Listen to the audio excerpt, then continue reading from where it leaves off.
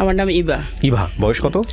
বয়স 40। 40। আচ্ছা, শুরু করেন আপনি যেখান থেকে বলতে চান। তার আগে একটু বলেন জন্ম জেলা কোথায়, কোন জেলায় জন্মগ্রহণ করেছেন? কুমিল্লাতে। আমার সবচেয়ে আমি আজকে 10 বছর ধরে আপনার অনুষ্ঠান শুনি। 10 বছর? হ্যাঁ, তার চেয়ে সবচেয়ে বেশি আমি প্রিয় আপনার। কেন প্রিয় সেটা আমি বলবো যে আপনাকে আমি ভাইয়ের মতোই দেখি, তবে আপনার গল্প শুনতে শুনতে আমি এরকম আগ্রহ হয়ে গেছি যে আমার জীবন লাইফের গল্পটা আমি কিবরিয়া ভাইকে শেয়ার করব। আচ্ছা, শিওর, প্লিজ। আমি যখন গল্পটা আসলে আপনার এই গল্পটা আমি আসলে সত্য কথা বলি, দর্শক আপনাদেরকে বলি, শ্রোতাদেরকে বলি, শ্রোতা দর্শক বলছি, ইউটিউবে যেহেতু দেখাও যায় সেই জায়গাটা থেকে বলছি, দেখা তো যায় না আসলে শোনার ফরম্যাটে দেখায়, এবং এটা আমরা ভিডিও করছি না ওনার সামাজিকতার কথা চিন্তা করে। এই যে গল্পটা উনি বলতে এসছেন সেই গল্পটাতে আমি ওনাকে আসলে নিরুৎসাহিত করেছিলাম, এবং সেই জায়গাটা থেকে আমি জিজ্ঞেস করেছিলাম যে কেন বলতে চান। তো উনি খুব সুন্দর করে বলেছে আমি আসলে হালকা করতে চাই নিজের মনটাকে। And the thing is that আমার মনে আছে আমি যখন জীবন গল্প শুরু করি অনেক আগে এবিসি রেডিওতে করতাম, সেই সময়ে, যদিও একটা রেডিওতে বসে আরেকটা রেডিওর কথা বলা উচিত না, তাও আসলে সবাই যেহেতু জানে শ্রোতারা সেই জন্য বলছি। তো ওই সময়টাতে শুধু বলতাম যে আসলে ওই সময়টা তখন আমি নিজেও বুঝে উঠতে পারিনি যে কেন এই অনুষ্ঠানগুলো করছি বা কেন মানুষ শুনছে। ধীরে ধীরে প্রতিদিন গেছে, শিখেছি। তো সেই সময়টাতে বলতাম যে কিছুই না, শুধু মন খুলে বলার জন্য আমার কাছে আসুন, এবং যদি কেউ না শুনে তো আমি শুনবো। তো আপনার কেসটা ঠিক সেরকম হয়ে গেল। চলেন শুরু করি। এখন আমার মেন গল্প হচ্ছে আমি যখন ছোট ছিলাম, হ্যাঁ, তখন থেকে শুরু করি। আমার জন্ম জেলা কুমিল্লাতে। তো আমরা 4 বোন 3 ভাই।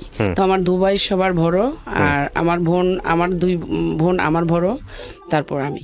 তো আমার বাবা ছিল একদম রাজতন্ত্রের ছিল না, তার মধ্যে মোটামুটি কম ছিল না। কি ছিল? মানে রাজার মতো? হ্যাঁ, ওরকম ছিল না, তার মধ্যে কম ছিল না, দেশের মধ্যে রাজার মতো ছিল না।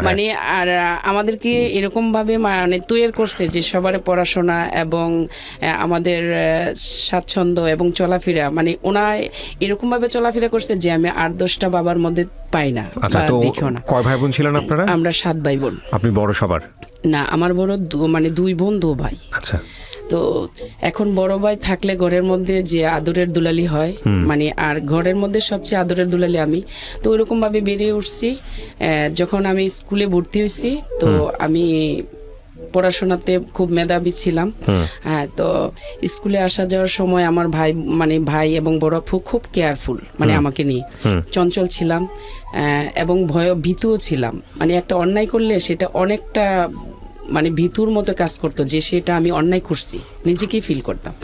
তো এরকম করে যাক আমার শৈশব কাটলো। যখন আমি ক্লাস 7-এ পড়ি, তখন আমাকে রাঙামাটিতে নেওয়া হচ্ছে। আমার বড় ভাই যাকে পরিচয় দিইনি, সে সেনাবাহিনীতে ছিল এবং মেজর ছিলেন। তো এখন আমি যখন রাঙামাটিতে চলে গেছি, ওখানে যাওয়ার পরে আমাকে ভর্তি করাবে, তো কোনো কারণে আর ভর্তি হয় নাই, চলে আসছি। চলে আসার পরে আমি গ্রামে ওখানে ছিলাম, তো অনেক হেভি লম্বা চূড়া মোটা কাটা, একদম যেরকম হয় একটা মেয়ে উপযুক্ত হওয়ার জন্য, তো হয়ে গেছি। এখন আসার পরে সবাই বিয়ের জন্য তাকাচ্ছে যে বিয়ে করাবে, আমাকে বিয়ে দিবে। তো একটা ছেলে সেনাবাহিনীতে জব করে। কোন ক্লাসে পড়েন তখন আপনি? তখন আমি ক্লাস 7-এ মাত্র। হ্যাঁ, বারণ তো ছিলেন এই কারণে। হ্যাঁ, তো ক্লাস 7-এ যখন পড়ি আমি খুব চঞ্চল ছিলাম, বৃষ্টিতে না ভিজলে নয়। তো আমার ভাইস্তা এবং আমি খুব তড়িহড়ি করে দৌড়াদৌড়ি করতাম। এক ভাই আমাকে দেখে খুব ওর ইচ্ছে হচ্ছে যে আমাকে ওর সঙ্গে নিয়ে বানাবে। পরে আমার ভাবিকে প্রস্তাব দিল যে ওকে আমি নিব। পরে বলছে যে ক্লাস 7-এ পড়ে ছোট্ট একটা মেয়ে, এখন তো ওর বড় বোনও আছে, এবং আমার বড় বোন বিয়ে হয়ে গেছে, শুধু আমি সিরিয়ালে। তো বলছে যে এখন আমি বলতে পারবো না, আমার শ্বশুর শাশুড়ি তারা জানে। তো পরে আমার আব্বা গেল, যাওয়ার পরে, কারণ ছোট মেয়ের বিষয়তে এগুলো বলা উচিত না, তো পরে আমাকে গ্রামে পাঠিয়ে দিল। হ্যাঁ, তো তখন আমি। রাঙামাটিতে থাকতেন কেন? আমার ভাইয়ের সাথে পোস্টিং ওখানে। আপনি থাকতেন শুধু ভাইয়ের সঙ্গে নাকি সব পুরো ফ্যামিলি? না, ফ্যামিলি আসা যাওয়া করতো, আমি ছিলাম। আপনি থাকতেন ভাইয়ের সঙ্গে? ভাই তখন বিবাহিত ছিল? হ্যাঁ, ভাইস্তাও ছিল। ও আচ্ছা আচ্ছা। হ্যাঁ, তারপর এখন ওখান থেকে এসে যখন আবার ক্লাস 9-এ ভর্তি হয়েছি, এসএসসি দিব আমার কুমিল্লা থেকে, 9-এ ভর্তি হয়েছি।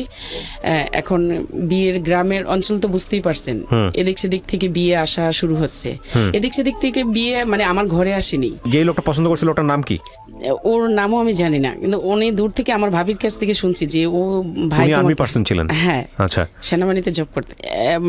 আমাকে উনি ফার্স্টে দেখতে আসছে যে আমাকে বিয়ে করছে, ঠিক আছে। তো উনি ফার্স্টে দেখতে ওনার ভাই আসছে, আমি ক্লাস করতে স্কুলে আসছি, ক্লাসের মাঠে বসে বসে গল্প করতেছি। এমন টাইমে কেন যে আমার ভিতরে এই কথাটাই আসছে যে এখন যদি কারো গার্জিয়ান এসে বলে যে বিয়ের জন্য মানে ছেলে দেখতে আসছে, এখন আমারই আসছে। ওই জায়গাতেই মানে সেকেন্ডের মধ্যে আমার আব্বা যে হাজির। তো সবাই হই হই করে মানে হাসতেছে, তোর বাবা চলে আসছে, তোর বিয়ে আসছে। আমি যা কেন যে আসছে দেখি। পরে এগিয়ে গেছি, কি হয়েছে আব্বা? তোমার মা অসুস্থ, চলো বাড়িতে। আর এন্দা মানে বাড়িতে মেহমান বসায় রাখছে, মানে আমাকে দেখতে আসছে। তো তারপর বাড়িতে এসে দেখি যে এই অবস্থা, রিক্সাতে বাজার টাজার, বলছি যে এত বাজার এত আম্মা অসুস্থ, বাসায় চলো তারপরে দেখবে। পরে বাড়িতে আসছি, আসার পরে দেখি যে তারা একদম বিয়ের ধুমধাম, ঠিক আছে। তখন দেখে চলে গেছে। পরে আমার আম্মা আমাকে প্রশ্ন করছে, পরের দিন স্কুলে যাচ্ছি, তখন ড্রেসিং টেবিলের সামনে আম্মা প্রশ্ন করতেছে যে তুমি কি বলো? আমি বলছি যে আমার ফার্স্ট মানে হচ্ছে আমার পরীক্ষা, আমি বিয়ের আমি সাপ্টার মনে করি আমার পরীক্ষাটা, আমি পরীক্ষা দিব, এসএসসি পাস করব, তারপরে আমি ইন্টার যাব, তারপরে এটা তোমাদের মানে ডিসিশন, আমি ইন্টার পাস করার পরে তোমাদের ডিসিশন। তো আমার আম্মার ইচ্ছে ছিল যে আমাকে মানে পড়াশোনা করাবে। তো আমার আব্বার একটাই কথা যে আমি বিয়ে দিয়ে দেব, ঠিক আছে। তো বিয়ে দিয়ে দিব। এখন ওদের সাথে ফয়সালা ছেলে দেশের বাইরে থেকে আসছে, সৌদি থেকে, মানে স্বর্ণগয়না দিবে, ঠিক আছে। তো স্বর্ণগয়না দিবে, তার জন্য আমাকে মানে বিয়ে আমার বাবা দিয়েই দিবে। তো দিয়ে দিবে, আমার আম্মাও আমার বড় আপার বাসায় চলে গেছে, যাতে আমাকে ছাড়া তো আমার অ্যাবসেন্টে তো বিয়ে দিবে না। তারপরও আমার আব্বা কথা রেডি করে ফেলছে। এদিক দিয়ে ক্যান্টনমেন্টে আবার কোয়ার্টার পাইছে, আমার ভাই টেলিগ্রাফ পাঠাইছে যে আমি ইবাকে আর মানে আমার ভাবির কথা বলছে যে ওকে নিয়ে আসবো, আমি কোয়ার্টার পেয়ে গেছি। তো এখন আব্বা টেলিগ্রাফকে গুরুত্ব না দিয়ে বিয়া একদম ফাইনালি সেপ্টেম্বরের 5 তারিখে অলরেডি ডেট ফেলে দিছে এই 93-তে। তো বড় ভাই গেল, যাওয়ার পরে বলতেছে যে আমি তাদেরকে বৃহস্পতিবারে নিয়ে যাব। হ্যাঁ, পরে বলল যে না, ওর বিয়ে ঠিক হয়ে গেছে, তুমি আসতে হবে। কেন বিয়ে ঠিক হয়েছে মানে একটুক বাচ্চা কেন বিয়ে দেবেন? পরে আমার ভাই মানে খুব করে চলে আসছে, 1 মাসের টাইম ছিল আর কি হাতে বিয়ের। পরে বিয়ে হয়ে গেল, আমার ভাইও গেল বিয়ে টিয়ে হয়ে। এখন ওদের বাড়িতে যাওয়ার পর কথাবার্তার মধ্যে ছিল যে আমাকে পড়াশোনা করাবে, ঠিক আছে। তো এখন পড়াশোনা আর করাবে না, ও দেশের বাইরে বিয়ের 7 দিন। তখনও তো তুলে নেয় নাই। আপনার বিয়ে হয়েছে? হ্যাঁ, বিয়ে হয়েছে। আচ্ছা, সেপ্টেম্বরের 5 তারিখে আমার 93-তে বিয়ে হয়েছে। তো আমাকে ও 3 মাস 7 দিন পর দেশের বাইরে চলে যাবে। এর মধ্যে কথা চলতেছে যে ছেলে কি করতো? দেশের বাইরে থাকতো। ছেলে দেশের বাইরে থাকতো? কোন দেশে থাকতো? সৌদিতে। আপনার চেয়ে বয়সের ডিফারেন্স কত ছিল? প্রায় 20 থেকে 15। আপনি তখন কোন ক্লাসে পড়েন? ক্লাস 10-এ? হ্যাঁ, ক্লাস 15 থেকে 16 বছর বয়স আপনার। আর ওর বয়স হলো 30 থেকে 32। হ্যাঁ, আচ্ছা। তো তখন আমাকে, আমি বলছি যে আমি পড়াশোনা করব, আমাকে মানে ওরকম ভাবে মানে ঘরে বলা হোক যে না, রুবি এখানে থাকবে না, সরি এবার থাকবে না, আমি ইয়ে করব। হ্যাঁ, পরে ওরা কি করলো, মানে পড়াশোনা করাবে না। হ্যাঁ, বিয়ের দিনের ঘটনা, আজকে আমাকে বিয়ে হয়েছে 2-2.5 ঘন্টা হচ্ছে, আমার মুখ দেখাইতে বলছে, ঠিক আছে। ওদের মানে একটা রুমের মধ্যে দিছে আমাকে মুখ দেখানোর জন্য, মানে সবাই শেষ দেখে যাবে। হ্যাঁ, সবাই দেখে যাবে এবং ওর সাথে আমাকে মিষ্টি মুখ করাবে, ঠিক আছে। ও তখন আমি তো আর জানি না, ও আমাকে 20টা টাকা দিছে হাতে, সেটা আমি জানি না, ঠিক আছে। তো আমি হাতে এইভাবে মানে টিস্যুর মতো। ছেলেকে দেখেছিলেন এর আগে আপনি বিয়ের আগে? হ্যাঁ, পছন্দ করেছিলেন? ছেলে দেখেছি, হয়তো আমি জানি না যে এটা ছেলে, আমি ভাবছি ওর বন্ধুকে যে এটা ছেলে, কারণ আমার বাবা তো আমাকে এরকম ছেলে ছাড়া বিয়ে দিবে না, ঠিক আছে। তারপরে বিয়ের দিন দেখছি যে না, যখন বরযাত্রী আসতেছে যে এই ছেলের কাছে আমি কিভাবে কবুল বলবো, তখন আমার মাথা এলোমেলো হয়ে গেছে। কেন? কারণ এই ছেলে দেখতে একদম আনস্মার্ট এবং আপনার পছন্দ হয়নি, সোজা বাংলা হচ্ছে এটা। হ্যাঁ, তো তারপরও যাক, আমি মেনে নিচ্ছি, চলতেছি। এখন আমার যখন আমাকে মুখ দেখাতে দিছে, ও 20টা টাকা যে আমার হাতে দিছে সেটাও জানি না, 5 লাখ টাকা সেটাও জানি না, ঠিক আছে। ও আমাকে 20 টাকা হাতে দিয়ে ও আমাকে বলতেছে, মানে নানান মন্তব্য প্রশ্ন করতেছে, যেটা প্রথম দেখাতে হয়। তো আমি চুপচাপ বসে আছি। যখন ফজরে আজান দিছে, ও আমার পিছনে একটা লাথি দিয়ে একদম হামুগুড়ি দিয়ে আমাকে ফেলে দিয়ে চলে গেছে 20টা টাকা হাতে থেকে নিয়ে, ঠিক আছে। মানে এটা কি বাসর রাতের গল্প বলতেছেন আপনি? না, এটা প্রথম দিন, মানে বিয়ের প্রথম দিন রাত্রে, মানে 2-2.5 ঘন্টা পরে। 2-2.5 ঘন্টা পরে। আমি একটু শেষ করি। বিয়ের প্রথম দিন রাত্রে তো আমরা যত জানি বাসর রাত না, ওইটা ওইভাবে এখনকার মতো হয় নাই, মানে 3 দিন পরে হইছে। আচ্ছা, না আমি তাহলে ওই রাতটা কি ছিল? সবাই আসা যাওয়া করতেছিল? হ্যাঁ, সবাই আসা যাওয়া, মানে আমাকে ছেলের মুখ দেখাবে, ছেলেকে আমার মুখ দেখাবে, মানে মিষ্টি মুখ করা, এটা মানে আচ্ছা। আমাদের গ্রামের চাল। আচ্ছা, এই আপনি তখন আপনার বাড়িতেই ছিলেন? হ্যাঁ, আমাদের বাড়িতেই ছিলাম। 2-2.5 ঘন্টা হয় বিয়ে হয়েছে। আচ্ছা। ওদের বরযাত্রীও মানে এখানে মানে কিছু লোক আছে, কিছু লোক চলে গেছে। তো তখন আমাকে ও মানে এসে আপনাকে আলাদা রুমে কথা হ্যাঁ, বলতেছিল? কথা বলতে দিছে। তো সবাই মিলে মিষ্টি খাওয়াবো। তো আমাকে ও 20টা টাকা হাতে থেকে টান্দা নিয়ে পিছনে একটা লাথি দিয়ে মানে আমাকে একদম হামাগুড়ি দিয়ে ফেলে দিছে। আমি তো প্রস্তুত না। কেন এটা করলো? আমি নিজেও জানি না সত্যি, কারণ ওর তো 2.5 ঘন্টা হয়েছে বিয়ে হয়েছে, ওর সাথে তো আমার কোনো আগেরও কথা নেই, এখনো আপনি কথা কিছু শুরু জিজ্ঞেস হয়নি। করতেছিল যে অ্যানসারটা এরকম জিজ্ঞেস আমি করতেছিল? কিছুই জিজ্ঞেস করি নাই। না, ও মানে, জিজ্ঞেস করতেছিল কিছু? ও আমাকে মানে বলছে যে এখানে শো, মানে এটাই বলছে। ও আচ্ছা আচ্ছা, তো আপনি আমি রাজি তো হননি? এগুলো তো আমার কমন নেই, বা আমি আচ্ছা, এগুলো আপনার বুঝি কোনো না। idea নাই? হ্যাঁ, তো পরে ও আমাকে হামাগুড়ি দিয়ে ফেলে দিয়ে তো ও দরজা খুলে চলে গেছে। পরে আমি আমার খালাতো বোনকে বললাম যে এটা কি করলো, মানে এটা কেন হলো? পরে বলছে চুপ, বা মানে বাসা বড় মানে প্রায় ওদের বাড়ি আমাদের বাড়ি, আমার আপুদের বরযাত্রীও ছিল, মানে 1500 মানুষ। বলছে যে সবাই শুনবে, চুপ, আমি এটা পরে দেখছি। এই কথা বলে এখন উনি শেষ করে ফেলছে এখানে। তো পরবর্তীতে 3 দিন পরে মানে ওদের বাড়িতে আমাকে নিবে, ঠিক আছে? 3 দিন পরে নিবে। ওদিনকে সকাল বেলায় মানে জামাইরা একটা বাজার করে, ঠিক আছে, সামথিং বাজার করে আসছে, এসে তারপরেও আমাকে বলছে যে ও ঘুমাইতে বলতেছে আমি একটু ঘুমাবো। তো ঘুমাইলে ঠিক আছে, তুমি এই ঘরে একটু ঘুমাও। এখন আমাকেও দিছে, কয় ও ঘরে একটু যা। তো আমি ওখানে গেছি, যাওয়ার পরে আমি খুব সুন্দর করে ওদিনকে সেজেছি, মানে একটা বাটিকের মধ্যে মিষ্টি কালার একটা কাপড় পরেছি এবং সব গয়নাটনা পরে খুব সুন্দর করে সেজেছি। তারপর উনি আমাকে আমার চেহারার দিকে না তাকিয়ে, উনি আমাকে কোনো অন্যরকম উইশ না করে, হ্যাঁ, উনি আমাকে, ওনার ওয়াইফ, উনি আমাকে জড়িয়ে ধরতে পারতো। উনি আমাকে কি বললো যে আমাদের বাড়িতে আজকে যাবে, যে নেকড়াটা সহকারে যে আমাদের বাড়িতে নিয়ে যাও। নেকড়া কি জিনিস? মানে একদম ফার্নিচার থেকে ধরে টোটাল একদম মানে কিচেনের নেকটা পর্যন্ত যে আমি তাদের বাড়িতে নিয়ে যাই। আচ্ছা। আমি একদম, তখন কথা ছিল যে আমরা ভেঙে ওকে নিয়ে যাব, একটা টাকার কিছু আপনারা দিবেন না, বা খরচও আমরা, বরযাত্রী খরচ আমরা দিব। তারপরও আমার আব্বা আমাকে গুলটা দিছে এবং মানে সম্মানের জন্য, এবং খানার খরচ আব্বা করছে। এখন এইভাবে বলাতে আমি একদম ভেঙে পড়ছি, আমি কান্না করতেছি। পরে সবাই চলে আসছে, ও বের হয়ে গেছে। পরে বলতেছে কি হয়েছে, ও কান্না করতেছে কেন? ওর হয়তো আমাকে পছন্দ না সেজন্যে। হ্যাঁ, পরে আমি বললাম যে না, মানে ও আমাকে মুখটা চেপে দিয়ে পরে চলে গেছে। তো আমিও ওর সম্মানের দিকে তাকাই আর কিছু বললাম না, ঠিক আছে? না বলে আমি ওদের বাড়িতে গেছি। বাড়িতে যাওয়ার পর থেকে দেখি যে মানে গ্রাম অঞ্চল, এটা ওটা বলা হচ্ছে। তো তারপরের দিন আমার 2 দিন পরে আবার আমাদের বাড়িতে আসছি। আসার পর মানে খুব সিনক্রেট করে যে তুমি এখন যে আমাদের বাড়িতে যাবে, তো মালামাল সবকিছু নিয়ে যাবে। তো আমি ওনাকে, এটা আমার হাজবেন্ড বলে। ওই বিয়ের কয়দিন পরের ঘটনা? বিয়ের এটা 5 দিন পর। 5 দিন পরে আপনাকে মালামাল সব নিয়ে যেতে বলতেছে? মানে কি আপনার বাসায় মালামাল কি ছিল? আর মানে আমাদের মা এখান থেকে ফার্নিচার দিয়ে দেওয়ার কথা উনি বলতেছে, কিন্তু বিয়েতে কথা ছিল না যে যৌতুক, সোজা কথা যৌতুক, কিন্তু কথা ছিল না যে যৌতুক ওনাকে দিবে। তারপরে এখন আমিও নীরবে, একদম নীরবতা পালন করতেছি যে এখন আমি কি করব, আমার আব্বা কি প্রশ্ন করব, মানে কিভাবে করব, বা এখন ওনাকেও আমি কিভাবে কি বলবো। তো আমি নীরবতা পালন করতেছি। এর মধ্যে 8 দিন হচ্ছে মানে আজকে বিয়ের, আমাকে রেখে উনি টঙ্গী কলেজ গেট চলে আসছে। আসার পরে 3 দিন পর আবার গেছে। তো আমি ওদের বাড়িতে যাব, উনি আজকেও আমার সাথে ওনাদের বাড়িতে যাবে না, ঠিক আছে? উনি ঢাকা চলে আসবে। টঙ্গী কলেজ গেট আসছে, তো আমি জানি যে উনি ঢাকা আসছে, ঠিক আছে? তো ওনার আবার বোনের জামাই কাস্টম অফিসার, ওদের বাসায় উত্তরা 7 নম্বরে, এখানে আসা যাওয়া হয়। তো এভাবে রানিং করতে করতে 3 মাস 7 দিন চলে গেছে। উনি বেশি সময়টা ঢাকা ছিল, আর আমার সাথে মানে ভেঙে থাকাতে প্রায় 15 দিন ছিল আমার সাথে। আচ্ছা, তো পরে আপনি ওর বাসাতে নাকি আপনার নিজের বাসাতে? আমি আমার শ্বশুর বাড়িতে এবং আমাদের বাড়িতে এইভাবে যাতায়াত। আচ্ছা, হ্যাঁ। তারপরে যখন নাকি দেশের বাইরে চলে যাবে, তো আমাকে আবার ঢাকা নিয়ে আসছে 1 মাসের জন্য। আমার এই যে ক্যান্টনমেন্ট, আমার ভাই কোয়ার্টার পাইছে, ওখানে নিয়ে আসছে। নিয়ে এসেও এখানে সকালে চলে যায়, সকাল 8টার মধ্যে ঘুমের থেকে উঠে নাস্তা করে বা 10টার মধ্যে নাস্তা করে চলে যায় এই কলেজ গেটে। আচ্ছা, ওখান থেকে আসে রাত 12টা 1টায়।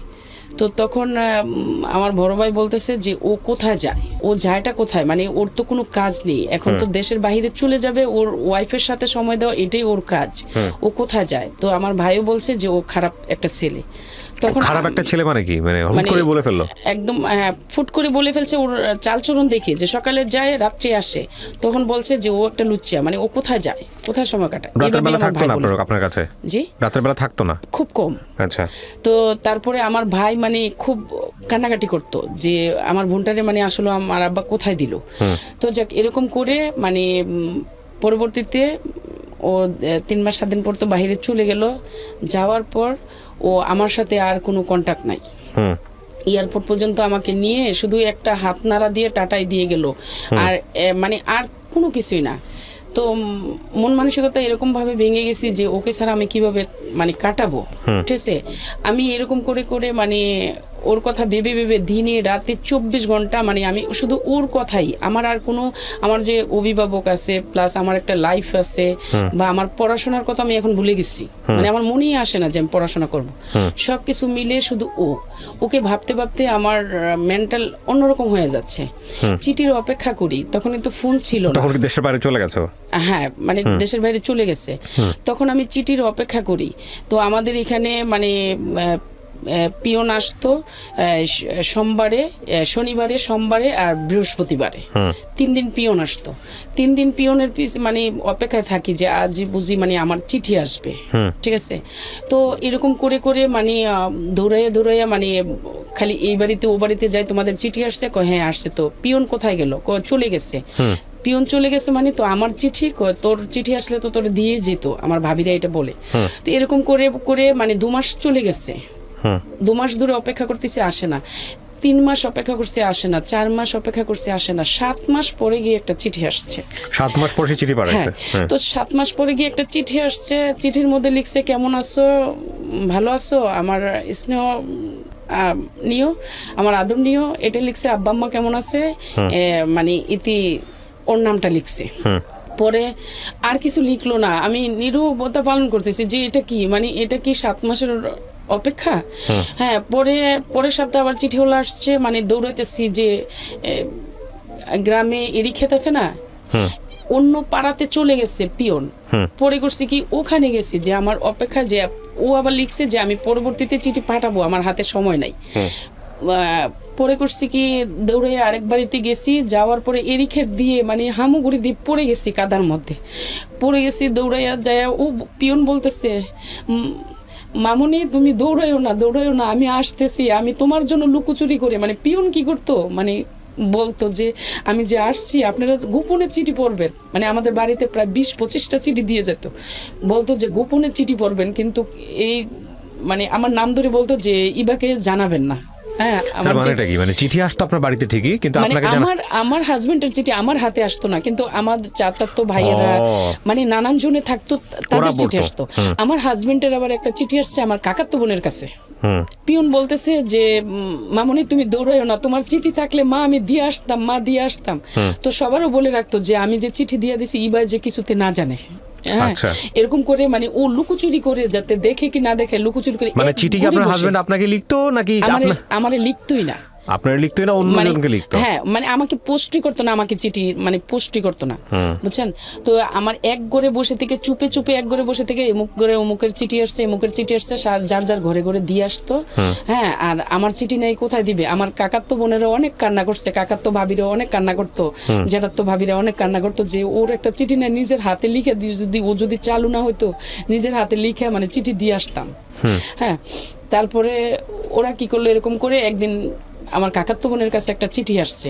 পরে বললাম ওনাকে যে কাকা চিঠি কার?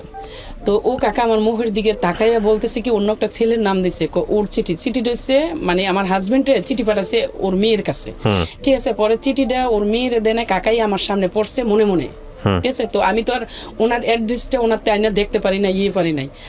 তো পরে কি করলো, চিঠিটা মানে ওরা পড়ার পরে আমি ওখান থেকে কেঁদে কেঁদে চলে আসছি, ঠিক আছে। এরকম করে আমার কাটাইলাম 2.5 বছর। 2.5 বছর সে দেশে আসে নাই? না, দেশে আসে নাই। 2.5 বছর। 7 মাস পরে যে একটা চিঠি আসছে, তার আবার 6 মাস পরে একটা চিঠি আসছে। এই 2টা চিঠি আসছে, এরপরে আরেকটা চিঠি আসছে। তো আমার এরকম করতে করতে আমার ব্রেনটা শর্ট হয়ে গেল। হ্যাঁ, আমি শুধু ঘুমের ওষুধ খাইয়া একদিন একদম মানে অজ্ঞান হয়ে গেছি। আপনি কি ওই সময় লেখাপড়া করতেন না লেখাপড়া বন্ধ হয়ে গেছে? আমাকে বন্ধ করে দিয়ে গেছে পড়াশোনা। আচ্ছা, পড়াশোনা বন্ধ করে দিয়ে গেছে। তখন আমার অভিভাবকরা আমাকে নিয়ে খুব অন্যরকম একটা বিব্রত ফিল করতেছে, আমাকে এখানে ওখানে মানে নিয়ে যায় যে আমি কিভাবে সুস্থ হব। ঠিক আছে, পরে একদিন আমার মানে ডেট আসছে যে তারা আসবে, কিন্তু আমি আমার কাছে কখনো বলেনি। আমি শুনছি যে এই আমার হাজব্যান্ড বাংলাদেশে আসবে।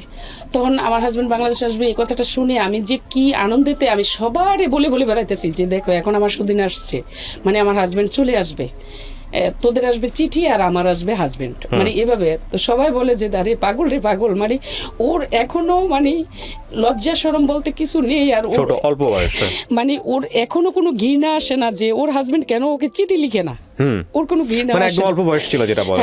তারপরে ও কি করলো, ওরা মানে ও আসছে মানে সত্যি আমাকে জানে না, আর আমিও মানে ওর ভাই বোনও আমাকে বলে নাই যে ও আসবে। আমি আশায় বসে আছি সারাদিন, আমার পুকুর ঘাটে বসে বসে দেখতেছি যে আমার শ্বশুর আসবে বা আমার বাগিনারা কেউ আসবে আমাকে নিতে। সারাদিন তাকায় থাকি, শুধু খালি পুকুর ঘাটে আমার টেনে টেনে আমার আব্বা নিয়ে আসে, তুমি এখানে কি করো, এখানে কি করো। আমি কি দেখতেছি কেউ আসে কিনা ওখান থেকে, হ্যাঁ কে আসবে, আসলে বাসায় আসবে। ঠিক আছে, পরবর্তীতে আমি ঘুমের 25টা ওষুধ খেলাম।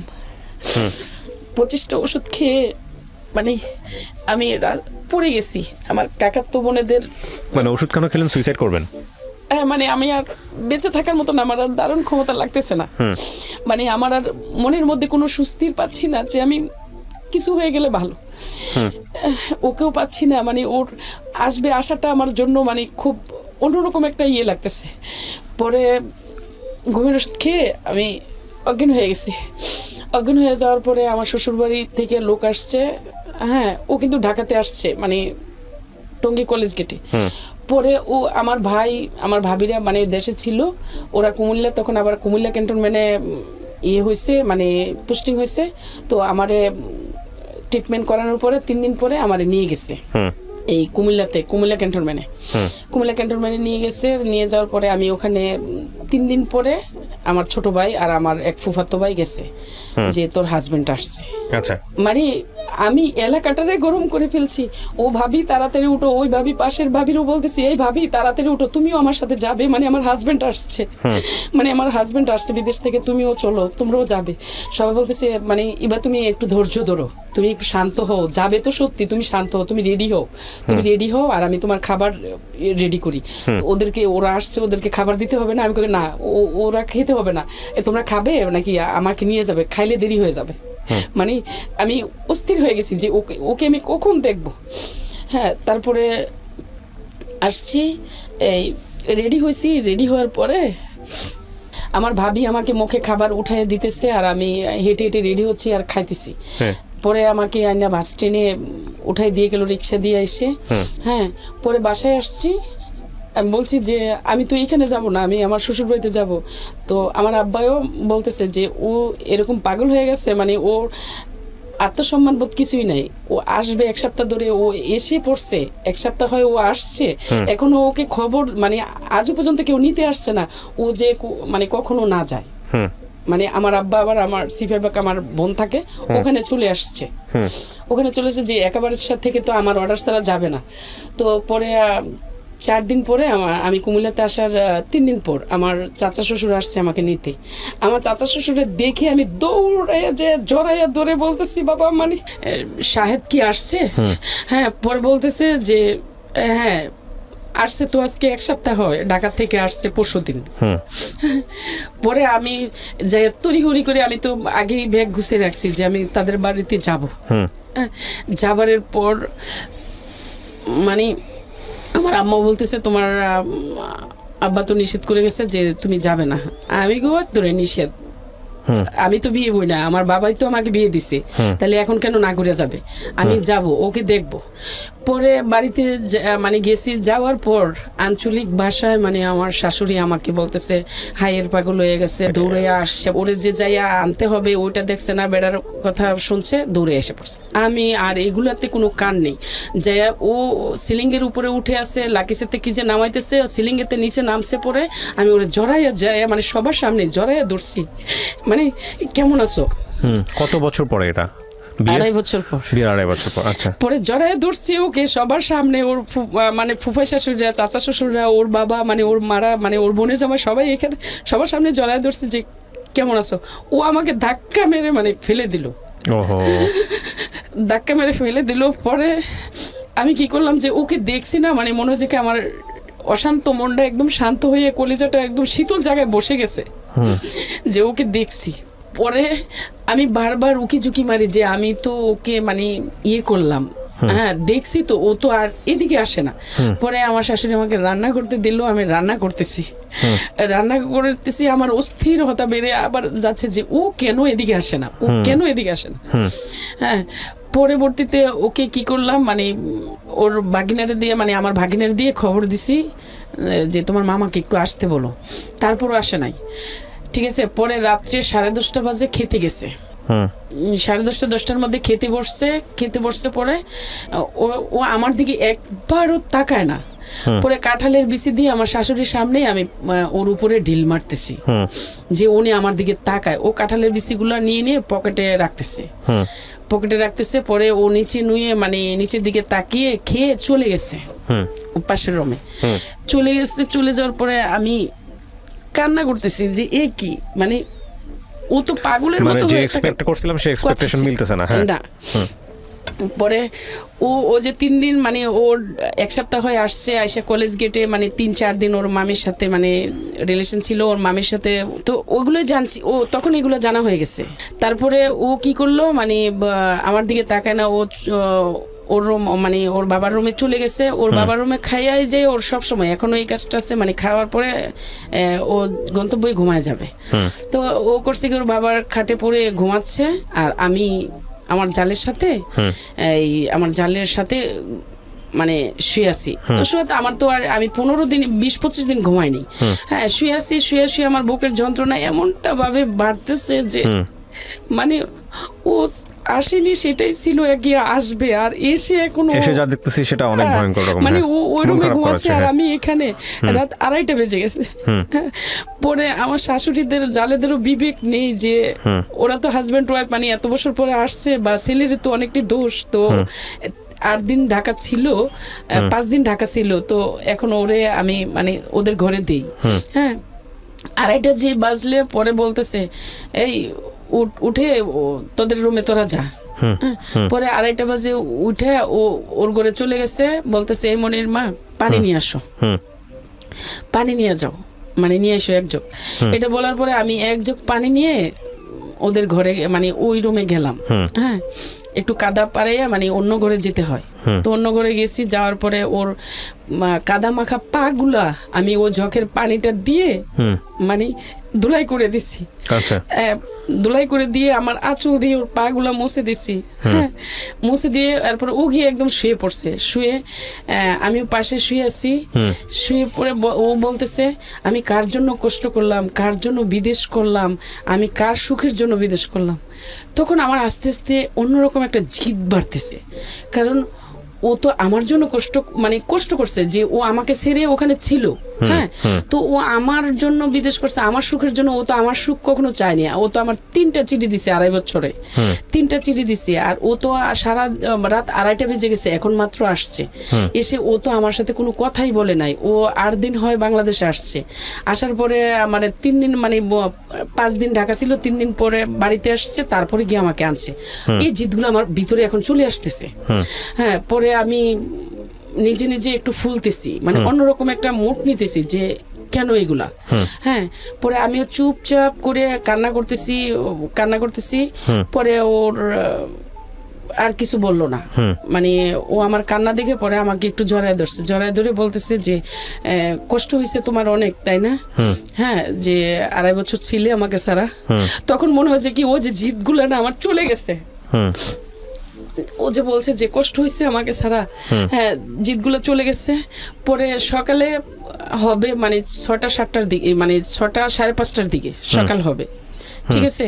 ও আমাকে যখন 2:30 বাজে গেছি না, 3টার সময় আমাকে ও পুকুর ঘাটে নিয়ে গেছে।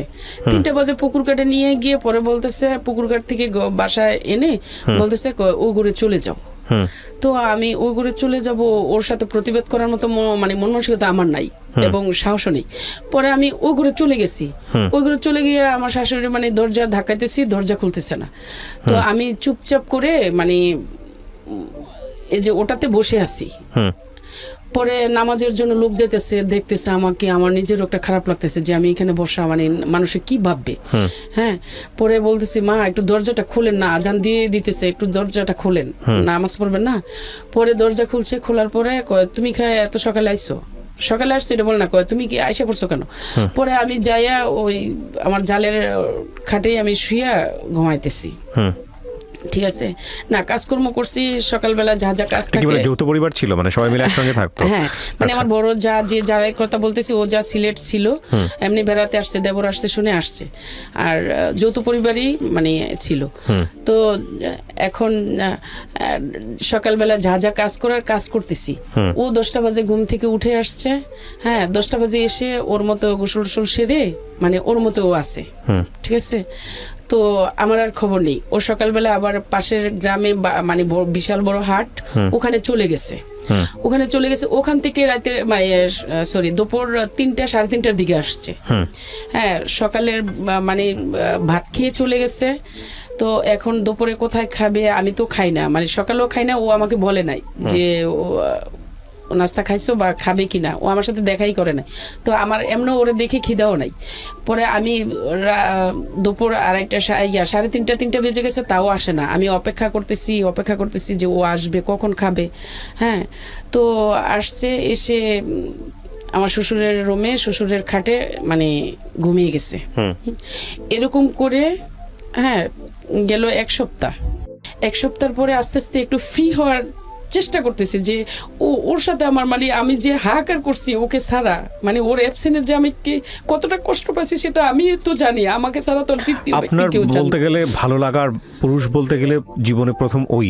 এর আগে কখনো আমি এর আগে মানে ছেলে একটা মেয়ের জীবনে আসে সেগুলো আমি কিছুই জানি না। আচ্ছা, this is a very important point, এগুলো একটু খেয়াল করবেন। হ্যাঁ, তারপরে আমি ওকে মানে এটা বলি ওটা বলি, হ্যাঁ ও হ্যাঁ মানে এটাই আমার সাথে এরকম। আপনি যেটা বুঝতে পারছেন, আপনি একটা বুঝতেছেন যে ওকে আপনি যেভাবে চাচ্ছেন ও সেরকম না। আপনি ওকে অনেক ভালো আপন করে চাচ্ছেন, কিন্তু ও আলটিমেটলি ওর মধ্যে আপনি নাই, এর জিনিসটা আপনি বুঝতে পারছেন। হ্যাঁ, তারপরে ও কি করলো, মানে এইভাবেই কথা বলে। আর ও আমার জন্য কিছু গুল্ট আনছে, ওই গুল্টগুলো ওর মার হাতে দিছে, তো ওর মা আমাকে দেয় না। তো বলতেছে আমি তোমার জন্য কিছু গুল্ট নিয়ে আসছি, এটা আম্মার কাছে দিছি, তো আম্মা তো এখন একটু ব্যস্ত, পরে দিবে। তাই আমি সমস্যা না, আমার গুলটা চাই না, আমি চাই তোমাকে, মানে তুমি আসছো সেটা আমার জন্য মানে সম্পূর্ণ চাওয়া পাওয়া। আমি গুলটা দিয়ে কি করবো, আগের গুলটাই তো পড়ি না। তো তারপরও দেখি যে ও ইমোশনাল হয়ে আমাকে একটা কিছু বলে না। আমি অনেকটা বোকা ছিলাম, এখনো ওরকম বোকাই, সরল মনের মানুষ আমি। তারপরে কি করলো, ও আমাকে মানে বাড়িতে কাজ করতেছে, ওদের কিছু ফর্মালিটি কাজ ছিল, মেরামতের বিল্ডিং এর বাউন্ডারির, ওগুলা কাজ টাজ করতেছে। তো আমার পাশের গ্রামের লোক না মানে এই টাঙ্কি, তারপরে ওয়াশরুম, কিচেন, এগুলা মানে তৈরি করতেছে ঘরের বাউন্ডারি। তো ওদের সামনে মানে সারা দিন আমি কাজ করতেছি, সকাল মানে 3টা বাজে প্রতিদিন কন্টিনিউ, মানে ঘড়ির বেল দিয়ে আমাকে 3টা বাজে উঠায় পুকুর ঘাটে নিয়ে ওখান থেকে এনে তার মধ্যে এই কাজ করাবে। হ্যাঁ, সকাল মানে রাত 3টা থেকে আবার 12টা 1টা বেজে যায়, 1:30টা বেজে যায়। আমি ওর সাথে রাত্রে মানে আধা ঘন্টা 20 মিনিট সময় পাই। হ্যাঁ, তখন ও কি করে সারাদিন কাজ করে, তো ওই ছেলেরা দেখতেছে, মানে মিস্ত্রি ছেলেরা প্রায় 7 জন ছেলে, ওরা দেখতেছে। আবার ওর আমার রিলেটিভের মধ্যে পড়ে ওরা, আচ্ছা। হ্যাঁ, আমার এক কাজিনের মানে দেবর বাসুর ওরা। তো এখন ওরা কি করছে যে সবাই ভাবতেছে যে এই কি এমন একটা সুন্দর, মানে আমি সুন্দর কিনা জানি না, ওরা যেটা বলছে কই এমন একটা সুন্দর বউ রাইখা, মানে ও সারাদিন কোথায় থাকে আর বউরে এক সেকেন্ডও সময় দেয় না, ওরা বলা বলি করে, ঠিক আছে। তো একদিন করছে কি, আমার এমন মানে মাথা ব্যথা, বমির বেগ, আমি রান্না করতেছি, এখন পড়ে গেছি, এই বটি দিয়ে মাছও কাটতেছি, রান্নাও করতেছি, ঠাস করে পড়ে গেছে। হ্যাঁ পড়ে গেছি এখানে, কারণ আজকে 20-25 দিন ধরে কোনো ঘুম নেই আমার, খাবার দাবার নেই, আমি মানে আলটিমেটলি ও টেনশন। হ্যাঁ, আমি 10-12 দিন হয়েছে আমি কোনো খাবারই খাই নাই, ঠিক আছে, কোনো পানিও আমার পিপাসা পায় নাই ওকে দেখে।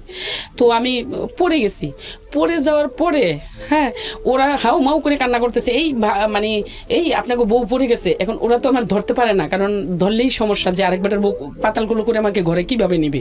হ্যাঁ, হাউ মাউ করে ওরা চিৎকার মানে শুরু করছে, এই আপনাদের বউ পড়ে গেছে, এগুলো পরে শুনছি আমি যেটা, হ্যাঁ আপনাদের বউ পড়ে গেছে। পরে ওই করছে কি, আমাকে আমার হাজব্যান্ড আর কি মানে কোলে করে আমাকে কিচেন থেকে আইনা বেডরুমে শোয়াইছে। শোয়াইছে পরে আমি ঘুমাই, মানে ঘুম নাকি অজ্ঞান সেটা তো আমি নিজে জানি না, যখন নাকি জেগে গেছি, হ্যাঁ জাগনার পরে আমি বলতেছি আমি এইখানে কেন, রান্না হয়ে গেছে। তখন আমার শাশুড়ি বলতেছে তাই ঢং আর পছন্দ হয় না, তাই ঢং শুরু হয়েছে, তাই ঢং শুরু হয়েছে। বাহিরের থেকে একটা রড এনে আমার হাজবেন্ড, আর কোনো কথা নেই, উত্তম মানে 7টা লেবারের সামনে, বাড়ি ভরা মানুষের সামনে উত্তম রড দিয়ে, আমি মাত্র ঘুম থেকে উঠে খালি বলতেছি আমি এখানে কেন, রান্না শেষ হয়ে গেছে, মানে রড দিয়ে ইচ্ছা মতন করে সমস্ত শরীরে ক্ষত বিক্ষত করে ফেলছে। আমি চিৎকারও করি না, আমি চিৎকারও করি না যে আমার নিজের প্র্যাকটিসের জন্য এই ফার্স্ট টাইম আমাকে মারতেছে, এবং আমার রিলেটিভ ওরা, ওদের জন্য মানে ওরা শুনবে। হ্যাঁ, বাড়ি ভর্তি মানুষ আপনার গায়ে হাত তুললো কিভাবে? বাকি সবাই কি কোথায় ছিল? আপনারা খালি এইটাই মানে খেয়াল করবেন যে মানে ও কাজটা কি করতেছে, মানে তারপরে হাত তুললো কেন, হাত তুললো গায়ে, মানে শুধুই আমি জানিও না কেন হাত তুললো। মানে আমি বললাম না যে আমি ঘুম থেকে উঠে মানে বলতেছি যে আমি এখানে কেন, রান্না কি শেষ? ঘুম ছিল এটা নাকি মানে সেন্সলেস ছিল? সেন্সলেস হয়ে গেছি, ও যে বললাম যে কিচেনে পড়ে গেছিলাম, আর সবাই বলতেছে যে বটিটার উপরে, ভালো তো পড়ি না, বটিটাও এত বড় ছিল, আচ্ছা এক বিশাল বড় বটি ছিল, যে বটিটার উপরে পড়লে তো একদম মানে বুক ছিঁড়ে মানে বটি পিঠ দিয়ে বের হয়ে আসতো, মানে সবাই এটা বলতেছে।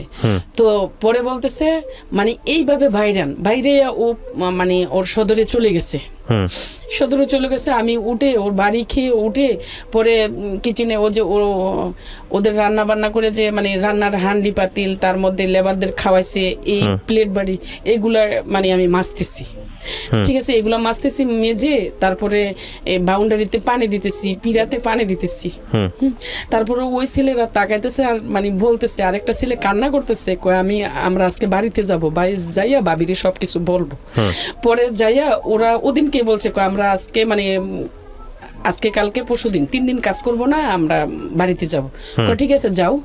বাড়িতে গেছে, যাইয়া সাইরে হ্যাঁ মানে আমার বোনকে বলছে, মামাতো বোনকে বলতেছে যে তাড়াতাড়ি আপনার মানে চাচারে যাইয়া মামারে যাইয়া ফুফারে যাইয়া বলেন যে মেয়েটারে গিয়া নিয়ে আসতো। মেয়েটারে কি নির্যাতন করে আর করছে সেটা আমরা দেখি, ওর হাজবেন্ড না এটা জানোয়ার না কুকুর, কারণ ও মেয়েটা সারা দিন কাজ করে, সারা দিন 3 বেলা আমাদেরকে গরম রান্না করে খাওয়া, সকালে রুটি, দুপুরে ভাত, গরম ভাত রান্না বান্না, আবার রাত্রে গরম রান্না বান্না। হ্যাঁ, মেয়েটা সারা দিন কাজ করে, কিন্তু ওর হাজবেন্ডের চেহারা দেয় না, ওর হাজবেন্ডও আমরা দেখি না কখনো হাজবেন্ডের সামনে ও দাঁড়াই একটা কথা বলতে বা ওর বউর সামনে যাইতে, ওর হাজবেন্ডও দেখি না। তো ওরা করছে কি, বলার পরে আমার মামাতো বোনে আসছে আমাদের বাসায়, আইসা বলতেছে মানে আমার আম্মারে, ফুফুগো মানে যদি রুবিরে বাঁচানোর হয়, মানে এবারকে বাঁচানোর হয় তাহলে তাড়াতাড়ি আপনারা ইয়েতে যান, মানে এবার শ্বশুর বাড়িতে যান, যাইয়া গিয়া নিয়ে আসেন। পরে বলতেছে কি হিসে মা, কয় এমন অবস্থা, আমার মামাতো বোনও কান্না করে, ইয়েরও কান্না করে। পরে আমার আব্বা গেছে, যাওয়ার পরে আব্বা বলতেছে তোমারে নিতে আসছি, বাবা গেছে। হ্যাঁ, তো আমি বলছি যে এখন কি যাওয়া সম্ভব, যাব না, কারণ এখন কাজকর্ম বাড়িতে আর যাব না, আর ও যদি যায় তাহলে আমি যাব। তো ওকে আপনি কেন বললেন এরকম বাইরে খাওয়ার পরে? ও এরকম মার খাওয়ার পরে মানে আপনি এটা কেন বললেন বাবাকে? আপনার তো চলে আসা উচিত ছিল। ও আমি চলে আসার উচিত, আমি তো ওর ভাত খাইতেছি আর ও তো আসছে, মানে আমার তো ফার্স্ট টাইম মারছে, আমি কিভাবে চলে আসবো? এটা আপনার নিজে থেকে আসছে নাকি পরে আপনাকে বোঝাইছে ও? না, আমার নিজের থেকেই। নিজের থেকে হ্যাঁ, আসছে। ও আমার সাথে তো কথাই বলে নাই, মানে 3 দিন পর্যন্ত কথাই বলে নাই। আচ্ছা, তারপর 3-4 দিন তারপর পরে ওর আমার সাথে সব সময় রাগের একটা ক্ষোভ ছিল। কেন ছিল জানি না, কি যৌতুকের জন্যই ছিল নাকি ওকে কোনো কারণে কেউ ঘুরাইয়া রাখছে সেটাও জানি না আদৌ পর্যন্ত। হ্যাঁ, তারপরে ও কি করলো, মানে ওকে যা বলছে, আমার আব্বার সাথে খারাপ ল্যাঙ্গুয়েজ, মানে খুব কড়া মিজাজে বলছে যে না যাওয়া যাবে না, আপনার মেয়েকে নিয়ে যান। তখন আব্বা বলছে জামাই যাবে না, তুমি যাবে, তোমার নিয়ে যাব। মানে আব্বা যে এগুলো শুনছে সেটা তো আর আমি জানি না। হ্যাঁ, তো আমাকে নিয়ে যাবে। পরে আমি বলছি যে না আমি যাব না। কয় না তুমি এখানে থাকলে মারা যাবা। আমি কিসের মারা যাব? কয় তোমারে এরকম এরকম করে নাই। আমি কই না। কে বলছে আপনাকে? কয় আমরা সব শুনছি। পরে আমি যাই নাই। পরে ওর আবার পরের সপ্তাহে আসছে, আসার পরে গেছি, যাওয়ার পরে আমার মা জড়ায় দূরে কান্না করতেছে, আমার দেখতেছে কোথায় মারছে কোথায় কিসছে। আমি এগুলো তোমরা কোথায় থেকে শুনছো? কয় ওই আপার কথা বলছে যে ও আয়সা সব কিছু বিস্তারিত বলছে, আর তুমি কি নির্যাতন সইতেছো, হ্যাঁ সবই আয়সা বলছে, সব এই মিস্ত্রিরা দেখে আয়সা মানে তোমার আপার কাছে বলছে। পরে ও কি করলো, কাজ শেষ, ছুটি আনছে 6 মাসের, ঠিক আছে? তো ও ইন্দোনেশিয়ার মেয়ে ওখানে রেখে আসছে, সেটা তো আমি বাংলাদেশ থেকে জানি না। তো ও ইন্দোনেশিয়ার মেয়ে রেখে আসছে, ওখানে ছুটিটা কাটাবে, ঠিক আছে? তো ও 1.5 মাস ছিল। এর মধ্যে ও আমাকে এইভাবে দেখায়, আমার কাজ শেষ থাকা শেষ, কিবরিয়া ভাই হাতটা এইভাবে এরকম করে, আমার কাজ শেষ থাকা শেষ।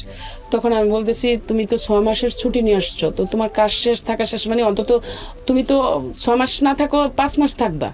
হ্যাঁ, তুমি আমার আর কত মানে কষ্ট দেবে, তোমার ছাড়া আমার আর সম্ভব না থাকা, তুমি আর যেতে পারবা না। হ্যাঁ, পরে ও কোনো পাত্তাই দেয় না।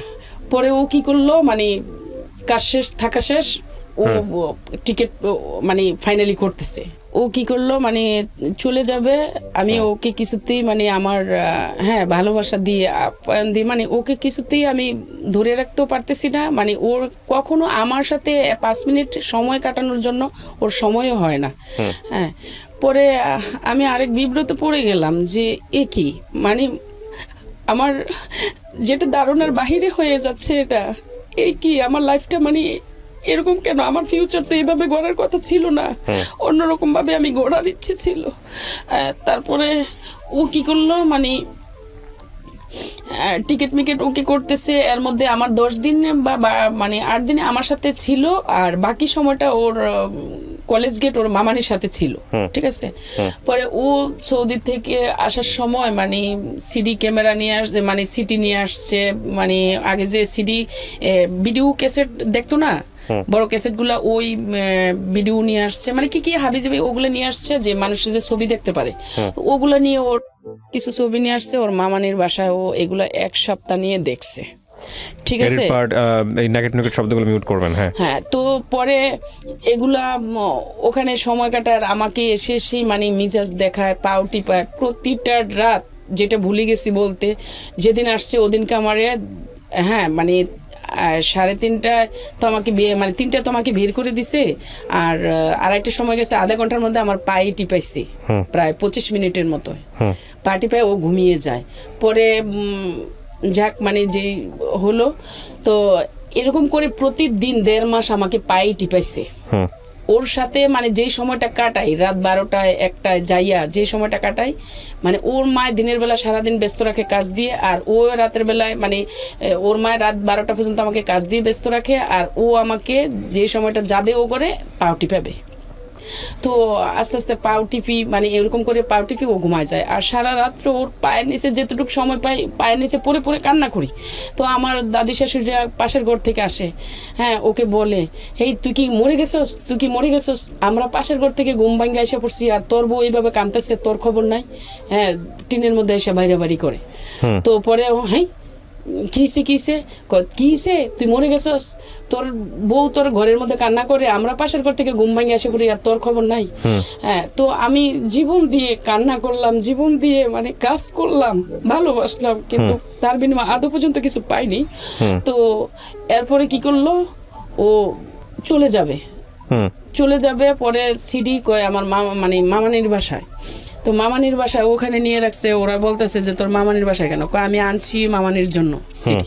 পরে ও কি করলো মানে এরকম করে মানে ছুটির সময় হয়ে আসছে, ও সিডি মিডি মামের কাছে দিয়ে ও আইসা পড়বে।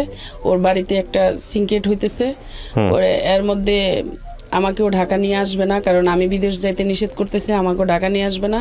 তারপরেও আবার কেন যে মত পাল্টাইছে, ঢাকা মানে নিয়ে আসছে। আনার পরে আমি যেদিন ওর ফ্লাইট ওদিনকে সকালবেলায় আমাকে কাপড় আয়রন করতে দিছে। তো আমার তো এখন কাপড় আয়রন করার মন মানসিকতা না, ওকে কিভাবে ধরে রাখবো, ওর ফ্লাইটটা আমি কিভাবে মিস করবো, আমার কল্পনা হচ্ছে ওইটা, ঠিক আছে। তো ও কি করছে মানে ওর শার্ট মানে পুড়ে ফেলছি। তো আমি ওর বোনকে বলতেছি, দেখেন না আপু, আমাকে মানে এটা দেওয়া কি ঠিক হয়েছে? মানে ওর শার্টগুলো তো ওখানে যাই আয়রন করতে পারতো, বা আমার এখন মন মানসিকতা ভালো না, এখন ওর কাপড়টা যে পুড়ে গেছে, ও আমার এসে ঠাস করে গালে একটা বসায় দিছে। মানে কথায় কথায় গায়ে হাত তুলতো? হ্যাঁ, একদম কথায় কথায় মারতো, গায়ে মানে হাত বসা দিছে, মানে চলে যাবে। এই যে এখন এই শার্টটা আয়রন হইলে পরে মানে খাবার দাবার সব কিছু শেষ, চলে যাবে এখন, ঠিক আছে। তো গালে বসা দিছে। পরে আমি বলতেছি যে এখনো কি এটা মানে দরকার ছিল? হ্যাঁ। পরে ওর মনে করে যে তোর কি মানে এটা উচিত হয়েছে?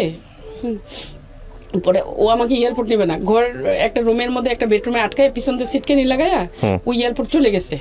আমি হাও মা উপরে কান্না করতেছি যে আমি 1 সেকেন্ড শুধু কথা বল, মানে এভাবে কান্না করতেছি বলতেছি।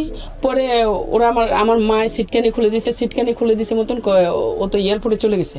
আমি মেন গেট আবার লক করে রাখছে বাহির দিয়ে, যাতে যেতে না পারে। হ্যাঁ, না যেতে পারি। আমি করছি কি বেলকনি দিয়ে লাফ দিয়ে একদম গ্যারেজে পড়ে গেছি যে যাতে আমি ওর কাছে চলে যাব, মানে এয়ারপোর্টে চলে আসবো, মানে চলে যাবেন ওর সাথে। হ্যাঁ।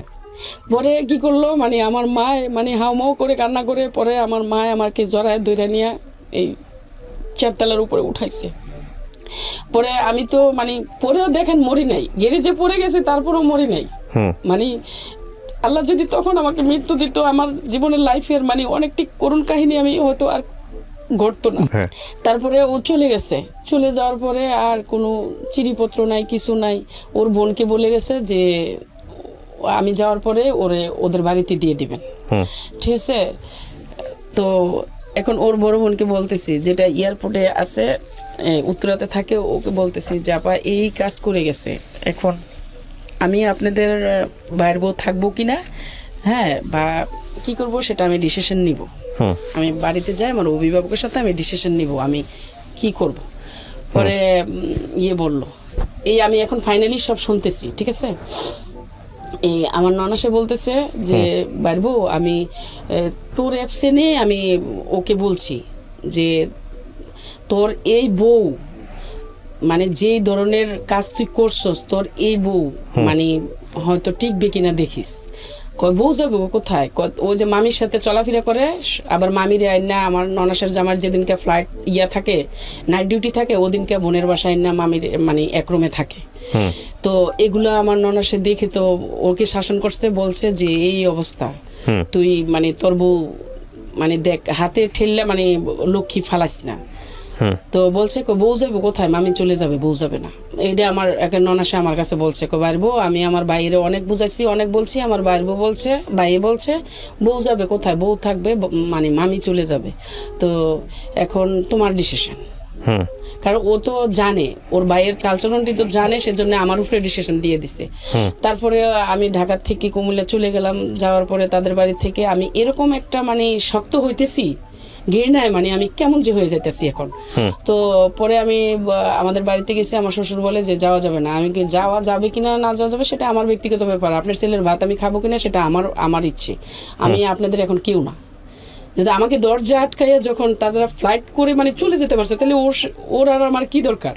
হ্যাঁ। পরে আমাদের বাড়িতে আসছি, আসার পরে আমার মাকে বললাম, মানে আমার বাবা মার একসাথে বসাইয়া বললাম যে দেখো তোমরা একটা ডিসিশন নাও, কারণ এই ছেলে দিয়ে আমার লাইফ যাবে না, এই ছেলে দিয়ে আমার সংসার হবে না। কারণ আপনি বললেন হ্যাঁ, আমার বাচ্চা কাচ্চা হয়নি, এখনই আমার একটা ফাইনাল ডিসিশন যাওয়ার একটা সময়। তো আমার মা বলতেছে যে পরে নিয়ে আবার আফসোস করো। ওই কথাটা আমার আদৌ পর্যন্ত আমি ধরে রাখছি যে আমার যে কখনো আফসোস করতে না হয় যে আমি কেন আগের স্বামীর ভাত খাইলাম না। ঠিক আছে, ওইটা মাথায় রেখেছেন। হ্যাঁ, আচ্ছা, আমার বাবা পছন্দ করে বিয়ে দিছে আর আমার মার এই কথাটা আমি মনে রাখলাম, কারণ আমার কষ্টটা কিন্তু কেউ দেখলো না। হ্যাঁ, আমার মাকে আমি বললাম যে এই ছেলে দিয়ে আমার সম্ভব না সংসার করা, আমার এখনো বাচ্চা কাচ্চা হয় নাই, তোমরা ডিসাইড করো। তখন আমার মা প্রশ্ন করলো যে মা আবার নি কখনো আফসোস করো? হ্যাঁ, তখন বলছি যে আলহামদুলিল্লাহ আর কখনো আফসোস করবো না, আমি তোমার কথাটা মাথায় রাখবো। হ্যাঁ, পরে আস্তে আস্তে আস্তে আস্তে আমার মেন্টালি অন্যরকম হয়ে যাচ্ছে, মানে আমি কষ্টে ওর জিদগুলা, তখন আমি এরকম ভাবে আবার বুদ্ধি নিছি যে আমি যদি অন্য ছেলের সংসারে চলে যাই তাহলে তো ওর প্রতিশোধগুলো আমার আর নেওয়া হবে না। তো আমি ওর সংসারে থেকে থেকে আমি ওর পাল্টা জবাবগুলো আমি দিয়ে দিব। ঠিক আছে, পরে আমি কি করলাম, মানে আর এগুলা মাথার থেকে জেরে ফেলে দিলাম। ফেলে দেওয়ার পরে আমি একদিন আমার একটা খারাপ সিচুয়েশন তৈরি করতে চাইছে আমার শাশুড়ি। তো এটা আমার ননাসকে আমি ফেস করছি, ঢাকা আসছি, এসে ওকে অনলাইনে আমি এই যে টিএনটি লাইন থেকে ফোন দিছি, ফোন দিয়ে ওকে জানাইছি। জানানোর পরে বলছে যে আমি 1 সপ্তাহের মধ্যে আসতেছি, তুমি তোমাদের বাড়িতে চলে যাও। তো আমি আমাদের বাড়িতে চলে যাবো কেন, তুমি তো আমার বলছো যে তোমার মার পা ধুয়ে পা টিপে খেতে হবে, তো তুমি এইভাবে তুমি যদি কাউকে লেলিয়ে দিয়ে রাখো, তোমার মাকে বলে এই অধিকার দিয়ে রাখছো তোমার মা এই, তাইলে আমি এইভাবেই তোমরা এইভাবে চাইলে আমি এইভাবেই খাবো। কয় না, তুমি তোমাদের বাড়িতে যাও, আমি আসতেছি। পরে আসছে, মানে 10 মাস পরে আর কি, মানে 3 মাস পরে এই ঘটনা মানে ঘটাইতে চাইছে। 10 মাস পরে, মানে 10 মাসের মধ্যে চলে আসছে। আসার পরে এই একই কাহিনী। আমার মেন হচ্ছে বাচ্চা হয়নি, তো আমার বাচ্চা নেওয়ার আগ্রহটা ওকে দেখাইছি, ও বাচ্চা নিবে না। ঠিক আছে, 10 মাস পরে যখন আসছে বাচ্চা নিবে না, আমি লুকাইয়া ওষুধ খেয়ে বাচ্চা কনসিভ করছি। এই বাচ্চাকে নষ্ট করার জন্য অনেকটাও চাইছে। ওর মামির সাথে এমনভাবে রিলেশনে জড়ায় গেছে, ও কিছুতেই আমার কাছে ফিরে আসবে না। ঠিক আছে, এগুলো আর কেউ জানতো না আপনি ছাড়া? হ্যাঁ, সবাই জানতো, ওর অভিভাবকরা সবাই জানতো। তো মামির মামা ছিল না? হ্যাঁ, এটা নিয়ে অনেক মামলাও হয়ে গেছে। মামলা বলতে কে মামলা করছে? ওর মামা ওকে মারার জন্য, মানে গ্রামে নিয়ে একদম 4 দিন পর্যন্ত ঘুম করে 50,000 টাকা দা গুন্ডাও ভাড়া করে নিয়ে গেছে ওকে মারার জন্য। তারপরে ওখান থেকে মানে বের হওয়াটা। মামিকে ডিভোর্স দেয়নি কেন? হ্যাঁ, মামিকে ডিভোর্স দেয়নি? মামির ক্লাস 10-এ পড়ে বাচ্চা, তখন আমার বয়সী মামি। এইজন্য ডিভোর্স দেওয়া যাবে না? মামিকে ডিভোর্স দিলে মানে ওরা চাইছে মামায় যে তোর ঢাকার জমি আমার নামে লিখে দিবি, আমার ওয়াইফের নামে লিখে দিবি, নাইলে ইয়ে করবো। তারপর আপনি যখন জানলেন, আপনি তখন কি করলেন? আমি তখন মানে হতাশ, আমার কাহিনী তো হওয়া শুরু হচ্ছে, মানে হতাশ। কি করলেন আপনি? হতাশের মধ্যে আমরাও হতাশ আর কি আপনার অ্যাক্টিভিটিস দেখে। হ্যাঁ, বলেন। মানে হতাশ যে এই অবস্থা, মানে ওখান থেকে বের হওয়া যাবে না। তখন আমার বাচ্চা কনসিভ করার পরে আমার সাথে ও কোনো যোগাযোগ নাই, আমাদের বাড়িতে আসে না, আমার বাড়িতে রাখছে সবসময়। বেশিরভাগ আমাদের ও বাংলাদেশে থেকে আমাদের বাড়িতে রাখতো, আর বিদেশ থাকাকালীনে ওর মার সেবা আমার করাইতো। তো এখন বাংলাদেশে এসে ওর মামিরে নিয়ে সারা দিন রাত 24 ঘন্টা সময় কাটায়। ওর মামিরে নিয়ে সপ্তাহের মধ্যে একদিন আমার কাছে আসে, আইসা মানে খুব ব্যস্ততা। হ্যাঁ, আর ওর মামির কাছে থাকে। এরকম করতে করে বাচ্চা ডেলিভারি হয়েছে সিজারে। ঠিক আছে, সিজারে হয়েছে আজকে 3 দিন না, আজকে 2 দিন। মানে হসপিটালে শুধু আমার মা আর আমি তো সিজারের মধ্যে এখানে আমার সেলান চলতেছে, আর আমার বেবিটারে দেখার মতো শুধু আমার মা। তো আমার মায়ও এখানের কালচার কিছু বুঝতেছে না। তো ও কি করলো, মানে আজকে রাত্রে মামির কাছে চলে গেছে। আমাদেরকে হসপিটালে রেখে মামির কাছে চলে গেছে। তো গেছে এই আজকের সন্ধ্যায় গেছে, আজকের রাত্রে ছিল, কালকের সারাটা দিন ছিল। এই রাত্রে 11:30 বাজে আসছে হসপিটালে। পরে আমি ওখানে সিজার অবস্থায় আমার খুব রাগ উঠে গেছে। পরে আমি এভাবে বলছি যে তোর ওখানে মানে মামির কাছে কেন গেছো, মামির কাছে কেন, মানে আমি যে একটা হসপিটালে সিজারের একটা ব্যক্তি, আমার মা এখানে কিছু কালচার বুঝতেছে না, তো এখানে কেন, এইভাবে কেন হইতেছে, আর কত কষ্ট আমি পাবো, আর কত কষ্ট আমাকে দেওয়া হবে। হ্যাঁ, পরে ও বের হয়ে গেছে, আবার বের হয়ে গিয়ে ওর বোনের বাসায় ঘুমাইতেছে। হ্যাঁ, পরে ফোন দিতেছি বাসায়, নার্সেরাও ফোন দিতেছে, আপনার ওয়াইফের এটা লাগবে, আপনি আসেন। পরে আমার ভাগ্নাকে পাঠাইছে। ঠিক আছে, পরে যখন আমাকে রিলিজ দিবে তো ওদিন আসছে, মানে 4:30টার দিকে, মানে ওদিনকে আসছে আমার রিলিজ নিয়ে যাবে। তো আসার পরে যাক বেবিটারে দিন চলে যাচ্ছে, এমন করে 7 মাস পারি দিলাম। ঠিক আছে, 7 মাস আমার বাবার কাছেই ছিল। আপনার ফার্স্ট বেবি হওয়ার পরে? হ্যাঁ, ফার্স্ট বেবি হওয়ার পরে ও কখনো মানে ওকে এক গজ কাপড় কিনে দিয়ে দেখায় নাই যে আমার বেবিটা। আপনার ফার্স্ট বেবিটা কত সালে হয়েছে? 98-তে। তো পরে যাইয়া ও কি করলো মানে এই আজকে মানে এমন উদাসী আমার বাড়িতে মানে আসছে, আয়সা বলতেছে যে তুমি কি চলে যাবে? কয় না, আমি 3-4 দিন থাকবো। আমার যে কি খুশি কি আনন্দ। আর আমার ভাবিও আমাদের বাড়িতে, আমার মা ঢাকা সিফাইবাগে, ঠিক আছে। তো ভাবি বলতেছে আমি যখন সকালবেলা উঠে গেছি তো ভাবি বলতেছে তোমার এখানে উঠে আসতে হবে না, তুমি যাও রুমে যাও। আমি কেন, আমি ব্রেকফাস্ট বানাবো, মানে আমি চাই ভাবিকে কষ্ট দিব না আমার হাজব্যান্ডের জন্য, ঠিক আছে। তো আমি ব্রেকফাস্ট বানাতে আসছি, ভাবি আমাকে জোর করে পাঠা দিছে, কয় আমি কি এই 2-3 জনের ব্রেকফাস্ট আমি বানাতে পারবো না, তুমি যাও। যায়া আমি গিয়ে মানে ঘরে গেছি, দেখি ও রেডি হইতেছে। আমি তুমি কোথায় যাচ্ছ? তুমি বল যাবে না, ভাবি ব্রেকফাস্ট বানাইতেছে। কয় আমার মনে হয়েছে চলে যাব। তখন আমার মাইন্ডে পাচ্ছে কি মনে হয়েছে চলে যাবে, 3-4 দিন থাকবে। ও করছে কি প্যান্ট শার্ট পরে বের হয়ে যাইতেছে। আমি করছি কি এই অবস্থায় আমি যে ও যেখানে যায় ওর সাথে সাথে আমি চলে যাব, ঠিক আছে। কারণ ও তো আমার সবসময় এরকম জ্বালাইতেছে, আমি চলে যাব আমার মেয়েটারে নিয়ে। আমি একদম মানে ওর পিছনে আমি পানি ভেঙে এই পর্যন্ত পানি, কোমর পর্যন্ত পানি ভেঙে আমি অন্য রাস্তা দিয়ে চলে গেছি, ঠিক আছে। চলে গিয়ে স্টেশনে যখন গেছি ওর একটা রিক্সাতে উঠছে, আমি করছি কি ফিরতে আরেকটা রিক্সাতে উঠছি। রিক্সাতে উঠতে তখন রিক্সাওয়ালার বলতেছি ভাই ও রিক্সাটা ফলো করে করে যাবেন, ঠিক আছে। তারপরে ওই রিক্সাটা ফলো করে করে যাইয়া মানে একবার বাস স্ট্যান্ড একবার লঞ্চঘাট, একবার বাস স্ট্যান্ড একবার লঞ্চঘাট, এমন করে করে ওইখানেই 120 টাকা ভাড়া চলে আসছে 5 টাকার ভাড়ার মধ্যে, ঠিক আছে। মানে দূরত্ব 5 টাকার ভাড়া, তো 120 টাকা চলে আসছে। পরে করছে কি ও একটা মানে লঞ্চঘাটে একটা গাছের নিচে দাঁড়াইছে, দাঁড়ানোর পরে আমি রিক্সাতে নেমে দাঁড়াইছি, দাঁড়াই এসে ওর বাচ্চাটা আমি ওর কোলে দিছি। আমি কে ধরো, যেখানে যাবে আমারে না নিয়ে যাও, তোমার বাচ্চা নিয়ে যাও। ও করছে কি ড্রিম দিয়া বাচ্চাটা কোলে না নিয়ে ও আমার হাত থেকে নিয়ে ড্রিম দিয়া নিচে ফেলে দিল বাচ্চাটা। আমি দৌড়াই আমার মেয়েরে আমি কোলে নিয়ে কান্না করতেছি, ঠিক আছে, কান্না করতেছি। কান্না করে পরে ও কি করলো মানে বাস স্ট্যান্ডে আসছে, আবার আমি বাস স্ট্যান্ডে আসছি। বাস স্ট্যান্ডে আসছে পরে ও আমি চলতি গাড়িতে মানে ও লাফ দিয়ে উঠে গেছে। আমিও করছি কি গেছি উঠতে, ও আমার লাথি দিয়ে বুকের মধ্যে বাচ্চা সহকার আমাকে সহকার একদম ফেলে দিছে। আশেপাশের লোকজন, বাসের লোকজন কি করছে? হ্যাঁ, সবাই একসাথে জড়ো হয়েছে, মানে ফেলে দিছে। ফেলে দেওয়ার পরে আমি তো একদম মানে চিৎকার শুয়ে আছি, পরে কান্না করতেছি। সবাই আসছে, কন্ট্রাক্টদার মানে বাস স্ট্যান্ডের যারা মানে ঘাট, ওরা আসছে, এসে বলছে ওকে, আমি আমার হাজব্যান্ড। হ্যাঁ, পরে বলতেছে তুমি কিছু মানে অর্ডার করো, খালি ওরে মানে এখানেও যেতে পারে নাই বাস, আর বাস যেখানে যাক ওরে আমরা ধরে নিয়ে আসবো। তারপর আমি এটা আমাদের হাজব্যান্ড ওয়াইফের বিষয়। কিন্তু আমি কেন এটা বললাম তখন, কেন মানে আপনার কাছে বলি না যে ওকে ধরেন, আমি এখন এগুলো ফিল করি যে কেন বললাম না। আর এই মুখ দেখাতে আর বাড়িতে যাব না, ঠিক আছে। আমার বাপের বাড়িতে কাজের লোক দিয়ে কাজ করে, আমার ভাই তো মেজর, ওনার ব্যাগ টানার জন্য মানে আর্মির থেকে লোক দেওয়া হয়েছে, ঠিক আছে। আমি গেছি একটা কাজ খুঁজতে। তো এখন আমি এতটা কিছু চিনি না আমাদের সদরের মধ্যে, ঠিক আছে। তো আমি করছি কি আমার রিলেটিভের মানে সম্পর্কে মানে কাকার তো যেটা তো বোন হয়, ওদের বাড়িতে গেছি। ওরা আমাকে তেমন একটা চিনে না। তো আমি যে স্কুলে পড়াশোনা করছি, তো ওই আফুর মেয়েরাও ওই স্কুলে পড়াশোনা করছে, ওই খাতিরে আমার দেখে ফেলছে, ঠিক আছে, আফুর মেয়ে। তো আমি বলতেছি আপনাদের বাসায় কি কাজ আছে? কয় না, আমাদের তো কাজের লোক নাই। আমি আপনাদের যদি কাজের লোক থাকে তাহলে আমাকে শুধু ভাত দিলেই হবে, আমার বাচ্চাটারে মানে খাবার দিলেই হবে, আমারে দিতে হবে না, আমি অনেক পরিশ্রম করব। হ্যাঁ, আপনাদের এখানে মানে আমার রিলেটিভ কিন্তু তারা, যে আপনাদের এখানে আমার খালি একটু ঠাই দিবেন, আমি না খেয়েও কাজ করব, আমার বাচ্চাটারে শুধু খাবার দিলে হবে, ঠিক আছে। এরকম করে করে পরে ওরা বললো কি কয় না, মানে আমাদের এখানে কোনো কাজের লোক নাই, অন্য জায়গায় চলে যাও। এমন করে 8-10টা বাড়িতে আমি কাজ খুঁজলাম, ঠিক আছে। কাজ খুঁজে কোথাও কেউ কাজের লোক রাখে না। আর তখন আমি ইয়াং একটা মেয়ে। আপনি কাজের লোক খুঁজতেছিলেন কেন? আপনার বাড়িতে কি টাকার অভাব আছে? আপনাকে না না, আমি আর বাড়িতে যাবই না। কেন যাবেন না? আর ফিরে যাব না বাড়িতে। মানে আমার হাজবেন্ড যদি আমাকে এরকম করে, হাজবেন্ডের সাথে না যাবো, আপনি আপনার নিজের বাবার বাড়িতে যাচ্ছিলেন না কেন? না, চাইছি না, আর যাব না, মানে আর ইচ্ছে কেন যে করতেছে না। কেন করতেছে না? মানে ওর যেহেতু ও আমার ত্যাগ দিতেছে, তাহলে আমি সবই ত্যাগ দিয়ে মানে আমার মেয়েটার নিয়ে আমি শুধু একা বাঁচবো, এরকম আমার। কত সালের গল্প এটা? এটা মানে 98 লাস্টে। বাবা বেঁচে ছিল তখন? হ্যাঁ, বাবা বেঁচে ছিল।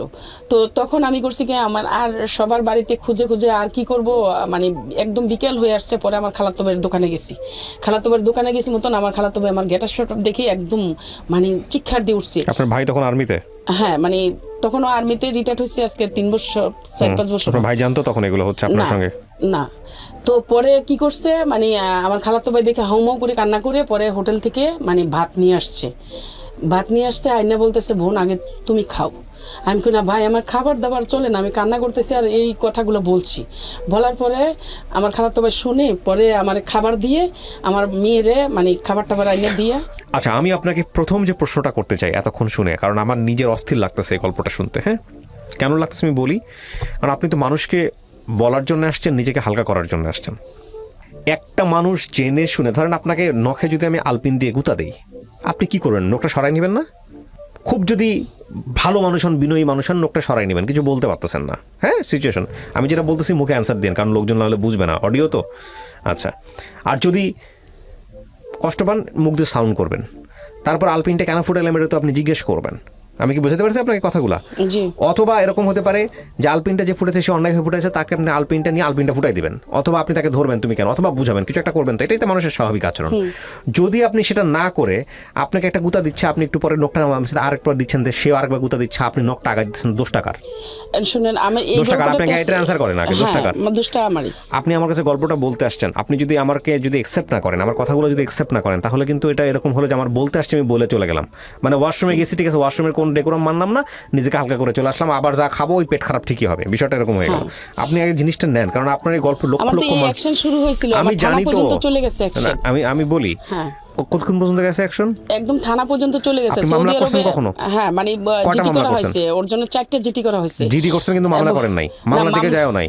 না, মামলা ওই যে সবাই এটাই আপনি বলছে, সবকিছু যেমন আগে আমাকে শুধু আপনি শুনেন, এবং থানার তারা বলছে যে আপনি মামলা করলে ও বের হয়ে যাবে। থানা কোর্ট কি বলতেছে সেটা পরের হিসাব। আপনার নিজের জায়গাটা থেকে তো কিছু করার ছিল। আপনার সংসার কত বছরের? 28 বছর। 28 বছর। আপনি স্টিল তার সঙ্গে আছেন, আছেন না? হ্যাঁ। কেন আছেন? আপনি শুধু আমাকে এই প্রশ্নের উত্তর জানি না, মানে কেন আছে এখনো জানি না। এইটা আপনার না জানাটা অপরাধ, মানে এইটা না জানা কিন্তু অপরাধ। আমি আপনাকে একটা কথা, আমি আপনার সংসার ভাঙতে চাই না, বাট জীবন সর্বপ্রথম হচ্ছে জীবন। এই জীবন আপনি বলতেছেন বারবার আমার গল্প শুরু হয়েছে মাত্র, আমি নিতে পারতেছি না আপনার গল্প, কারণ আপনি জানি আপনার ফার্স্ট সন্তানটা মারা গেছে না? আপনি একটু আগে বলতেছিলেন মারা গেছে কিনা? মারা গেছে। কত বছর বয়সে মারা গেছে? তখন মানে ওর 16 বছর চলে, যখন এসএসসি দিব 45 দিন বাকি ছিল, টেস্ট পরীক্ষা মানে 2টা বাকি ছিল। আপনার এই সন্তানটা মৃত্যুর জন্য কি আপনার হাজবেন্ড দায়ী? আমার হাজবেন্ড দায়ী। আপনি বলতেছেন, আপনি মা হয়ে কিন্তু এটা বলতেছেন, লক্ষ লক্ষ আপনি কিন্তু আল্লাহর কাছে দায়ী থাকবেন এই কথা বলার জন্য। আমি অগরে আল্লাহর কসম, মানে কোরআনটা এখানে নিয়ে 2টা কোরআন 2 জায়গায় নিয়ে বলবো যে আমার হাজবেন্ড দায়ী। তাহলে এই রকম একটা মানুষকে আপনি 28 বছর ধরে প্রশ্রয় দিচ্ছেন, আপনার গল্প আর 1 মিনিটও শুনতে ইচ্ছা করতেছে না আমার। আপনি বিলিভ মি, আপনি কখনো মানসিক ডাক্তারের কাছে গেছেন? এখন যেতে হবে। 28 বছর আপনি জানেন কষ্টগুলো আসলে সত্যি কেউ বিশ্বাস করে না। না, বিশ্বাস করার প্রশ্ন ওঠে না। একটা মানুষ যদি, এটা এক ধরনের মানসিক রোগ। আপনি নিজের নামটা এখানে গোপন করছেন, আমি আপনাকে বলেছি নিজের নামটা গোপন করতে, ঠিক বলি নাই? বলেন আপনারা গল্প আর কি আছে যখন আপনি বলেন যে 16 বছরের একটা সন্তান মারা গেছে আমার হাজবেন্ডের কারণে। এর চেয়ে পৃথিবীতে আর কোনো জঘন্যতম ঘটনা থাকতে পারে না, যদি কথাটা সত্য হয়ে থাকে। আপনার এই স্টেটমেন্ট তার জীবনটাকে শেষ করে দেওয়ার জন্য এনাফ। হ্যাঁ, আমি আপনাকে কথা বলতেছি, আপনার সমস্ত কিছু গোপন করে আমরা এখানে প্রচার করতেছি। কিন্তু আমার প্রশ্ন হচ্ছে যে আপনার বাবা তো ভিক্ষুক ছিলেন না, ছিলেন না? আপনার বড় ভাই একজন আর্মি অফিসার। হ্যাঁ, আপনাদের তো একজন মানুষকে খেয়ে পরে বাঁচানোর মতো একটা অবস্থা বাবার বাসায় ছিল কিনা? না, এটা বলেন। হ্যাঁ, মানে যথেষ্ট ছিল।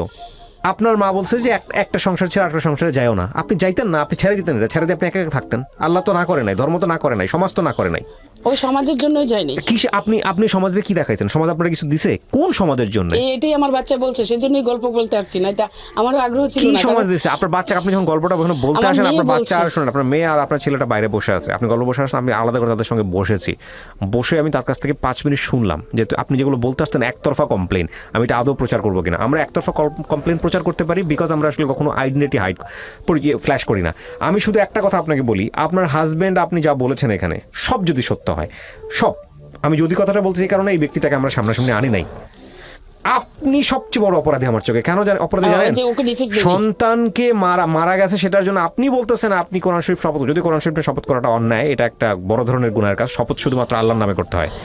সেখানে আপনি এরকম একটা শপথ করার পরে আপনি যদি বলতেছেন যে পুরা দুনিয়া সাক্ষী মাথার উপরে যে আমার সন্তানের মৃত্যুর জন্য সে দায়ী, আপনি এই মানুষটার সাথে সংসার করেন কিভাবে? 1 সেকেন্ডের জন্য তো মন থেকে ওই মানুষের পাশে দাঁড়াতে ইচ্ছা করবে না। আমার শোনেন, দুর্বলতা আমার এই জায়গায় যে আমার বাচ্চার জন্য আমি সংসার করে গেছি, শুধু বড় সন্তানটার জন্য আমি সংসার করে গেছি, ওটাকে আমি ধরে রাখতে পারিনি। তারপরে ইভা আপনার বড় সন্তান যখন মারা যায় তখন আপনার ছোট 2টা সন্তান হয়েছে। হ্যাঁ, আপনার এই 2 সন্তানকে সেভ করার জন্যই তো আমি যদি আপনার কথা না শেষ করি, আপনার এই 2 সন্তানকে সেভ করার জন্যও তো আপনার ওর কাছ থেকে সরে আসা উচিত ছিল। না তো এই দুটোকেও মেরে ফেলবে যদি আপনার কথা আমি বিশ্বাস না করি। মেরে ফেলতেছে আমার ছেলে, তো এই জন্য গল্প আমার ছেলেও হ্যাঁ বলতে আসছে। না আপনার ছেলে, ছোট ছেলে ওখানে বসেছিল, আমি যে আপনার বড় মেয়েটাকে জিজ্ঞেস করেছি আমি যে কি সত্যি তুমি ও ক্লাস 10-এ পড়ে, তোমার মা যা বলবে এগুলো সত্যি? হ্যাঁ। তারপর ওকে দেখিয়ে বলেছে যে আপনি ওকে জিজ্ঞেস করে দেখেন, কালকে ওর গায়ে হাত তুলেছে। তা আমার কথা হচ্ছে যে মানসিকভাবে অপ্রকৃতস্থ, বাংলাদেশের নারী অধিকার একটা আইন আছে, আপনি জানেন নারী শিশু নির্যাতন একটা আইন আমি আছে। গেছি, ওখানেও গেছি, ওরাও ওকে হুমকিছে, মানে আসলে ওকে কেন কেউ কিছু করতে পারে না, আমি সেটাই আপনার কাছে শেয়ার করতে আসছি। ওকে কেন কেউ কিছু করতে আপনি তো পারেন নাই। আমি তো পারি নাই, মানে আমি তো দুর্বল জায়গা পারি না আমি সন্তানের জন্য, কিন্তু আইনেও কেন ওকে কিছু করে না? আইনে কে বলেছে আপনি শক্ত হন, আইন শক্ত হবে? আইনে কে বলছে পারে না? আইনে আপনি উইক, আপনি 28 বছর ধরে নিজের উইকনেস দেখাইছেন, ওকে দুর্বলতা দেখাইছেন, এবং ও বুঝে গেছে যে একে আমি যাই কিছু করি না কেন আমাকে ছেড়ে কোনোদিন যাবে না। ও আপনাকে টেকেন ফর গ্রান্টেড নিয়ে নিছে, সারা জীবনের জন্য গ্রান্টেড। আপনাকে ও মারবে, কাটবে, হ্যাঁ সব কিছু ক্ষতি করবে, তারপর আপনি ওকে ছেড়ে যেতে পারবেন না। আপনার ওর মানসিক দাসত্ব বুঝে গেছে, যে কারণে আপনার কথাগুলো যদি সত্যি হয়ে থাকে, যে কারণে ও আপনাকে যাচ্ছে তাই মতো ইউজ করতেছে। মিথ্যে বলি নাই, তাইলে যেভাবেই খুশি সেভাবে ইউজ করতেছে। শোনেন এখানে একটা কথা বলি, আজকের এই গল্পটা প্রচার কেন করলাম এখানে আমি একটা কথা বলি আপনাদের সবাইকে, ইনক্লুডিং মি। আমি কোনো মহামনীষী টাইপের মানুষ না, আমি শিখতেছি, জানি, বুঝি, শুনি, সেখান থেকে বলি। আমি যে সত্য মানে পারফেক্ট তাও না। আমি একটা জিনিস বুঝি, সম্পর্কের জায়গাটাতে যখন এক পক্ষ বুঝে যায় যে আরেক পক্ষ আমি যাই কিছু করি না কেন সে আমাকে ছেড়ে যাবে না, হ্যাঁ যাই কিছু করি না কেন এ আমার পায়ের কাছে পড়েই থাকবে, তখন সে তাকে সারা জীবনের জন্য টেকেন ফর গ্রান্টেড নিয়ে যায়, ওই ফুটবলের মতোই খেলতে থাকে। এবং একটা মানুষ যখন সব কিছু অন্যায়ভাবে আচরণ করে নিতে হাসিল করে, যেমন ধরেন আপনাকে সে বলতেছে পানের বাটাটা আগায় দাও, আমি খুব সহজ করে একটা উদাহরণ দিচ্ছি, যদি সে পান খায়, আপনি পানের বাটাটা সুন্দর করে বললো, আপনি আগায় দিলেন না, তারপর যদি 2টা গালি দিয়া বলে, আপনি যদি তখন ওই কাজটা করেন, ও সারা জীবন আপনাকে গালি দিতে থাকবে ওর কাজ হাসিলের জন্য, সারা জীবন গায়ে হাত তুলতে থাকবে।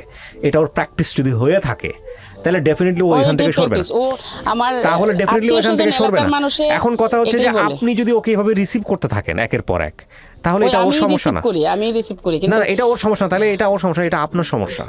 কিন্তু ও যে আমার মেয়ে মারা যাওয়ার পরে ও 9 মাস পালাই গেছে, এমন বহুবার, আমার না হলে 20 থেকে 30 বার আমার ফেলে দিয়ে চলে গেছে, পরে আবার আমি গেট খুলে দিছি, ও রুমে আসছে। অন্যায় করছেন এটাই আপনি যেটা বললেন, শোনেন, আপনি যেটা সমাজ বলবে, সমাজকে না, সমাজটা এমনি চেঞ্জ হয় না, সমাজকে আমরা চেঞ্জ করি। আপনি তো পুরা দুনিয়াটা নিজের মতো চাইতে পারেন না, পারেন? আপনি সমাজের কথা বাদ দেন, আপনি তো ধর্ম মানেন, রাইট? আপনি ধর্ম তো মানেন, ধর্ম তো আপনাকে একদম 100% রাইট দিয়েছে এরকম মানুষকে ছেড়ে দেওয়ার জন্য, 100% রাইট দিয়েছে। আপনি যেটা বললেন সেটা যদি সত্য হয়ে থাকে, আপনাকে আপনি তার সঙ্গে থাকতে পারছেন, কোনো রিজন দেখাতে হবে না, আপনি পরের দিনই ছেড়ে দিতে পারেন। একটা ছেলেকেও যেভাবে অধিকার দিয়েছে, একটা মেয়েকেও সেভাবে অধিকার দিয়েছে, যদিও আল্লাহর কাছে সবচাইতে মানে অপছন্দের কাজের মধ্যে একটা। ওর মিথ্যে কথা অনেক বলে, বুঝছেন? আপনি ওর মধ্যে কোনো কমপ্লেইন করেন না, আপনি শুনেন আপনি ওর এগেইনস্ট আর কোনো কমপ্লেইন করেন না, কারণ আপনি যেগুলো বলতেছেন এতে ওর গুনাহ হালকা হচ্ছে। আমি শুধু আপনাকে একটা কথা বলি, সেটা হলো যে আপনি সমাজ কি বলবে এইটার মুখের দিকে তাকায় আপনি আপনার সন্তানটাকে মেরে ফেললেন, আপনিও তো দায়ী এটার জন্য। না আমি তো বাসায় ছিলাম না। না আপনি দায়ী। আপনি কেন দায়ী বলি আপনাকে? একটু এরপরটা বলার মানে কি যে আমার কত বড় কষ্টে বুকের ভিতরে চাপা নিয়েছি, আমি 8টা ডায়েরি লিখছি, ঠিক আছে, আর লিখতে পারছি না, ক্লান্ত হয়ে গেছি। আপনি 8টা ডায়েরি লিখছেন, 16টা ডায়েরি লিখেছেন, 25টা ডায়েরি লিখেছেন, আপনি আরো ডায়েরি সারা জীবন ধরে লেখেন, এটা কোনো ইমপ্যাক্ট তৈরি করে না? আমার দেখেন ইভা, আমি একটা কথা বারবারই বলি, আপনার এই কষ্টটা বাড়তেই থাকবে, ডাইমেনশন চেঞ্জ হতে থাকবে। কষ্টের জায়গাটা এখন অন্যদিকে ঘুরে গেছে না, আপনার সন্তানদেরকে আপনারা বেটার ফিউচার দিতে পারছেন? মানসিকভাবে সমস্যায় পড়তেছে না এই বাচ্চাগুলো? তো দেখে না, আমি জানেন না, দেখে না বাদ দিলাম, এগুলো তো মানসিকভাবে, এত বাবার প্রতি রেসপেক্ট নাই। দুজনের একজনও থাকবে না। আপনি সাথে করে আজকে গল্পটা নিয়ে আসতে বলতে আসছেন, বাবা তো না পারতেছে সন্তানের কাছে যাইতে, না পারতেছে আপনাকে হ্যাপি করতে, এরা পারছে না, পাচ্ছে বাবাকে না পাচ্ছে। একটা ছোট বাচ্চার মনে কি পরিমাণ মানসিক প্রেসার পড়ে যখন বাপ মায়ের সম্পর্ক খারাপ থাকে, এইটা যারা পরিবারে বড় হয়েছে তারা সবাই জানে। একটু মনোমালিন্য হলে মনে হয় যে পুরো দুনিয়াটা অন্ধকার হয়ে গেছে। সেখানে বছরের পর বছর, মাসের পর মাস আপনার বাচ্চারা এরকম দেখতেছে, আপনারা কি মনে করতেছেন যে ও একটা সুন্দরভাবে বড় হচ্ছে? ডেফিনেটলি বড় হচ্ছে না। তাইলে আপনি যদি বাচ্চাকে বেটার ফিউচার দিতে নাই পারেন, তাইলে আপনি বুঝলাম আপনি তাহলে আপনারা কি করতেছেন? আপনি দেখেন, আপনি যদি বাচ্চার কথাই মনে করেন তাহলে তো ওর কাছ থেকে সরে আসা উচিত। না এখন সরে যাব, ও তো মানে কিছু কালচার অন্যরকম, মানে এগুলো বললেও তো আপনাদের এখানে বিশ্বাস হবে না। কি কালচার অন্যরকম? ও কিন্তু কিছু কুফরি কাজ জানে। না না না না না না না, শুনুন, লেবে দেন না। কুফরি কাজ জানে, ঠিক আছে, আপনি বাদ দেন এগুলা। আপনি কুফরি কাজ জানে, কুফরি থেকে কাটানোর জন্য তো আপনি যদি ধর্মের লাইনে যান, সেটার জন্য তো হাজার রকমের দোয়া আছে, আপনি সেটা করছেন না? আমি ওর সবসময় তাহাজ্জুদ নামাজ পড়ে দোয়া করি, আমি বেঁচে আছি। তাহলে আপনি আল্লাহর কাছে দোয়া করেন যে আল্লাহ আমাকে একটা বেটার ফিউচার দাও, ব্যাস, দ্যাটস অল। আর তো কোনো কিছু বলারই থাকে না। কিন্তু আপনি যদি এগুলাকে এক্সকিউজ দেখান, আমার কথা হচ্ছে যে একটা মানুষ আমাকে ওই আগুনের মধ্যে ওই পানির মধ্যে তুলে দিয়ে সিদ্ধ করতেছে, নিচে থেকে আগুন লাগাই দিছে, আমার শক্তি আছে জাম্প করে বের হয়ে যাওয়ার, আমি শক্তি দেখাচ্ছি না, বের হয়ে গেলে আমি কোথায় যাব, কি করবো না করবো, সেটা আমি আপনি আগুনের মধ্যে সিদ্ধ হবেন তো কি হবেন, মানে এটা হতাশ। কারণ যার যার ফিউচার, যার যার ফ্যামিলি তাড়াতাড়ি মেনটেন করতে চায়। শোনেন, আপনার উপরে যেমন আপনার গল্পটাই আপনি আমার নিতে চান না, আপনার বিরক্ত লাগছে, আর আমি যদি 3টা বাচ্চা নিয়ে কার উপরে যাব, মানে আমি এরকম একটা হতাশের মধ্যে 3টা বাচ্চা নিয়ে আপনি এরকম, আপনি দেখেন অপরাধগুলো কত হয়, অপরাধ যখন মানুষ সহ্য করতে থাকে তখন অপরাধের শিকড় এত বেশি শক্তিশালী হয়ে যায় যে ওখান থেকে মানুষ আর বের হতে পারে না।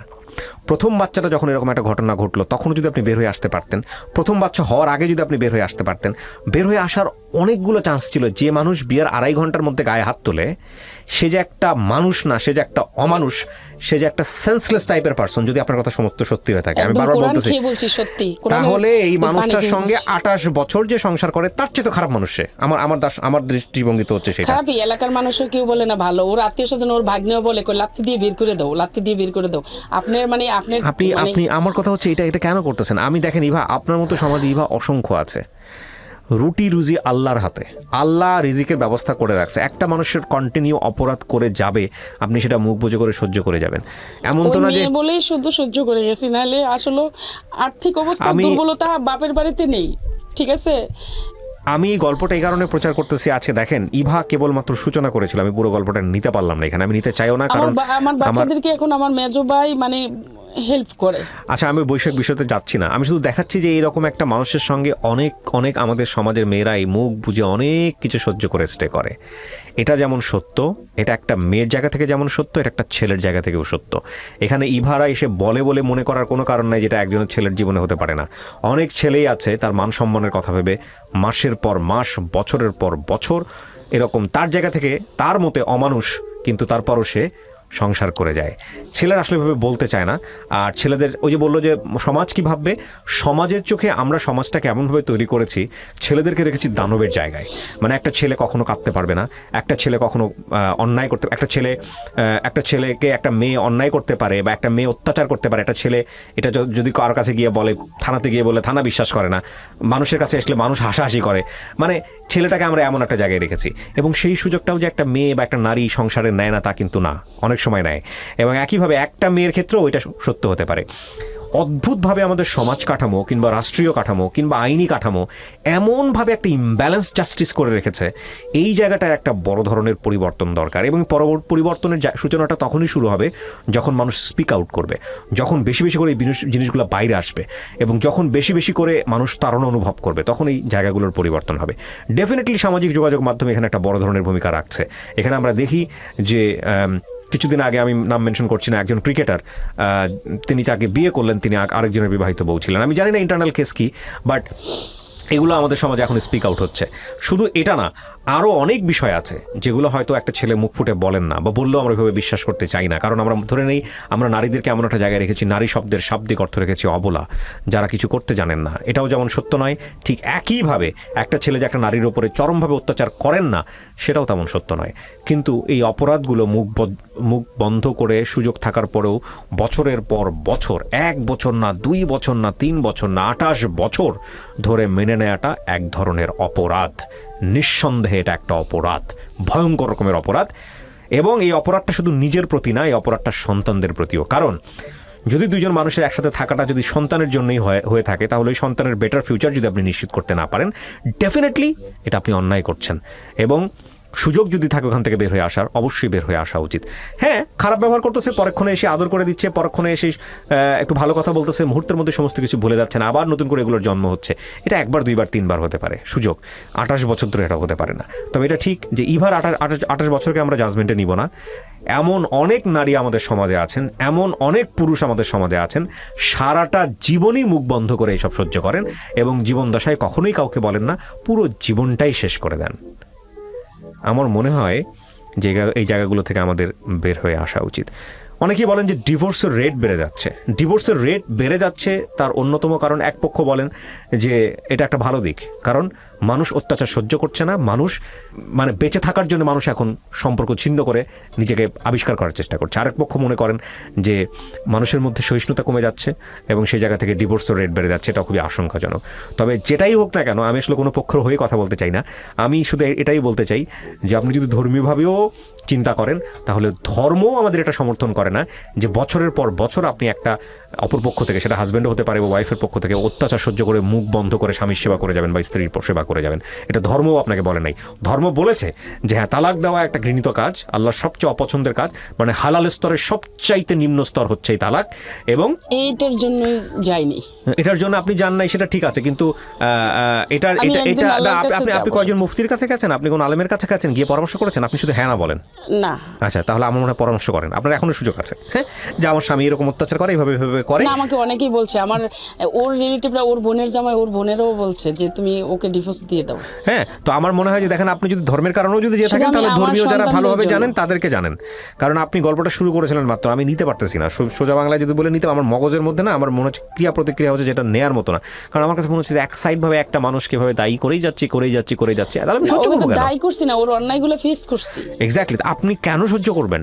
আমার কোশ্চেনটা হচ্ছে কেন সহ্য করবেন? এটা কেউ তো এটা আপনাকে আসলে বলে না। সত্যি, আমাকে এটা যদি crime। কেউ ভালো করে মানে একদম অন্যরকম ভাবে স্যান্ডেল দিয়ে পিটাই দিত, ইভা, তাও আমার না ঠিক না হতো। ইভা, মানে ইভা, আপনি এখানে আমি কেন বলে এগুলো আপনি সহ্য কান্নাকাটি করে গেছি? করবেন, আপনি আজকে এগুলো কেন আজকে সহ্য করে আজকে গেছি হালকা হয়ে সত্যি? যাবেন, সোজা বাসায়, আবার বাসায় চলে যাবেন। আজকে আপনি বাসায় যাবেন, গিয়ে আপনি ওই লোকটার দ্বারা অত্যাচারিত হবেন। একদম রাতকে সত্যি। আপনি গিয়ে ধরেন অত্যাচারিত হচ্ছেন, আপনার ওই কষ্টগুলো আবার জমা হচ্ছে, আবার কোথাও গিয়ে হালকা হবেন। আবার জীবনটা তো এটা না।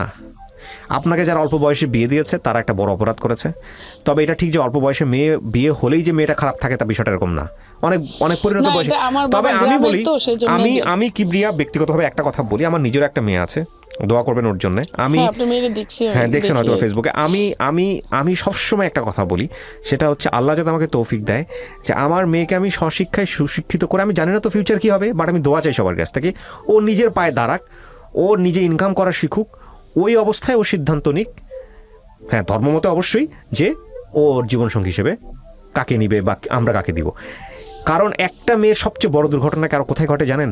যখন একটা মেয়ের নিজের ইনকামের কোনো ব্যবস্থা থাকে না, নিজের পায়ে দাঁড়ানোর কোনো একদম ব্যবস্থা থাকে সত্যি। না, ডিসিশন নেবার ক্ষমতা থাকে না, এবং সেই অবস্থায় যখন একটা মানুষের সংসারে সে যায়, তারপরে সে অত্যাচারিত হলেও এগুলো মুখ বন্ধ করে বছরের পর বছর সহ্য করতে থাকে। আমি আপনাদেরকে বলবো, যারা কন্যার পিতা আছেন, ছেলের চাইতে বেশি গুরুত্ব দিবেন আপনারা এই জায়গাটায়। কারণ আমাদের সমাজটা তো পুরুষতান্ত্রিক সমাজ, এবং সেই জায়গাটায় একটা মেয়েকে বেশি প্রায়োরিটি দেন শিক্ষার দিক থেকে এবং স্বনির্ভরতার দিক থেকে। যেভাবেই হোক না কেন, যদি চাকরি না করেন, ব্যবসা করান, চাকরি ছাড়াও পৃথিবীতে বহু ইনকামের রাস্তা আছে। আমরা তো সমাজের দিকে শুধুই তাকাই। অ্যাটলিস্ট ও বৈধ উপায়ে আয় করতে পারে, সেরকম একটা জায়গায় ওকে দাঁড় করানোর পরে তারপরে ওকে বিয়ে শাদী দেন, যাতে করে ও জীবনে কেউ যদি ওর সাথে অন্যায় করে, ও যেন সিদ্ধান্ত নিতে পারে। আমাদের এটা একটা সবচেয়ে বড় মানে ভুলের জায়গাটা, বাবা মায়ের জায়গা থেকে। মেয়ে একটু বড় হয়ে গেছে, দুইটা ছেলে টিস করতেছে, কার সাথে না কার সাথে ভেগে যাবে, ক্লাস 8-9-এ পড়ে, এইটা হচ্ছে কোন দিন কার সাথে যেন চলে যায়, ওর তাড়াতাড়ি বিয়ে দিয়ে দাও। এবং বিয়ে দেওয়ার পরে যে জীবনটা শুরু হয়, এটা হচ্ছে মানে আগে ছিল প্রবলেম বাইরে, এখন তখন প্রবলেমটা ঘরের মধ্যে ডেকে নিয়ে আসে। গুলটের আওয়াজ শুনে মানে বিয়েটা হয়েছে, ঠিক আছে, ওরকম সিচুয়েশন মানে হয়তো আপনার জন্য হয়নি বা অনেকের জন্য এরকম হয়, সেই জন্যই বলছি। সো এইভাবে আমি দোয়া করি, আমি সবসময় একটা জিনিস বিশ্বাস করি, ভাগ্যে বিশ্বাস করি। আমি আপনার জন্য দোয়া করি যে আল্লাহ চাইলে কালকের মধ্যেই হয়তো সবকিছু পরিবর্তন সম্ভব। কারণ 28 বছর হয়েছে না, আমি আপনার জীবনের কথা বলতেছি, সে যে কোনো ভাবেই হতে পারে। আমি প্রিয় দর্শক এবং শ্রোতা, আপনাদেরকে ধন্যবাদ জানাই যে আমার সঙ্গে এতক্ষণ আপনারা ছিলেন। ইভা, আপনাকেও ধন্যবাদ। আমি অত্যন্ত দুঃখিত, পুরো গল্পটা আমি নিতে পারলাম না। এই 4-5 ঘন্টায় আপনার গল্প শেষ হবে না, আমি জানি, এটা আমি নিশ্চিতভাবে বলতে পারি। এবং তবে এটা ঠিক যে জীবনে যদি একদিনও সময় থাকে নিজেকে সঠিক পথে নেবার, সেটাই সঠিক সিদ্ধান্ত হবে, অন্তত সন্তানের জন্য, সেটা যেই হোক না কেন, সিদ্ধান্ত আপনার। সঠিক সময় আর কি হবে, এখন তো ডিভোর্স দেওয়ার সময় না, আমি ডিভোর্সের কথা বলবো না, সঠিক সিদ্ধান্ত আপনার সন্তানের জন্য, যেটা আপনার বেটার মনে হয়। মানে এইটাই তো সঠিকটাই তো পালন করলাম, যে ওর সবকিছু মুখ বুঝে সন্তানের জন্য। না, এটা ডেফিনেটলি না। আমি এটা যদি ওরকম রেগুলার প্র্যাকটিস হয়ে থাকতো, আমি ওকে পুলিশ দিয়ে ধরে হলেও আমি বলতাম যে ওকে যে কোনো ভাবেই হোক, ওকে পুলিশ কাস্টাডি নিতে হবে, ওর বিচার হোক, যা ও করছে।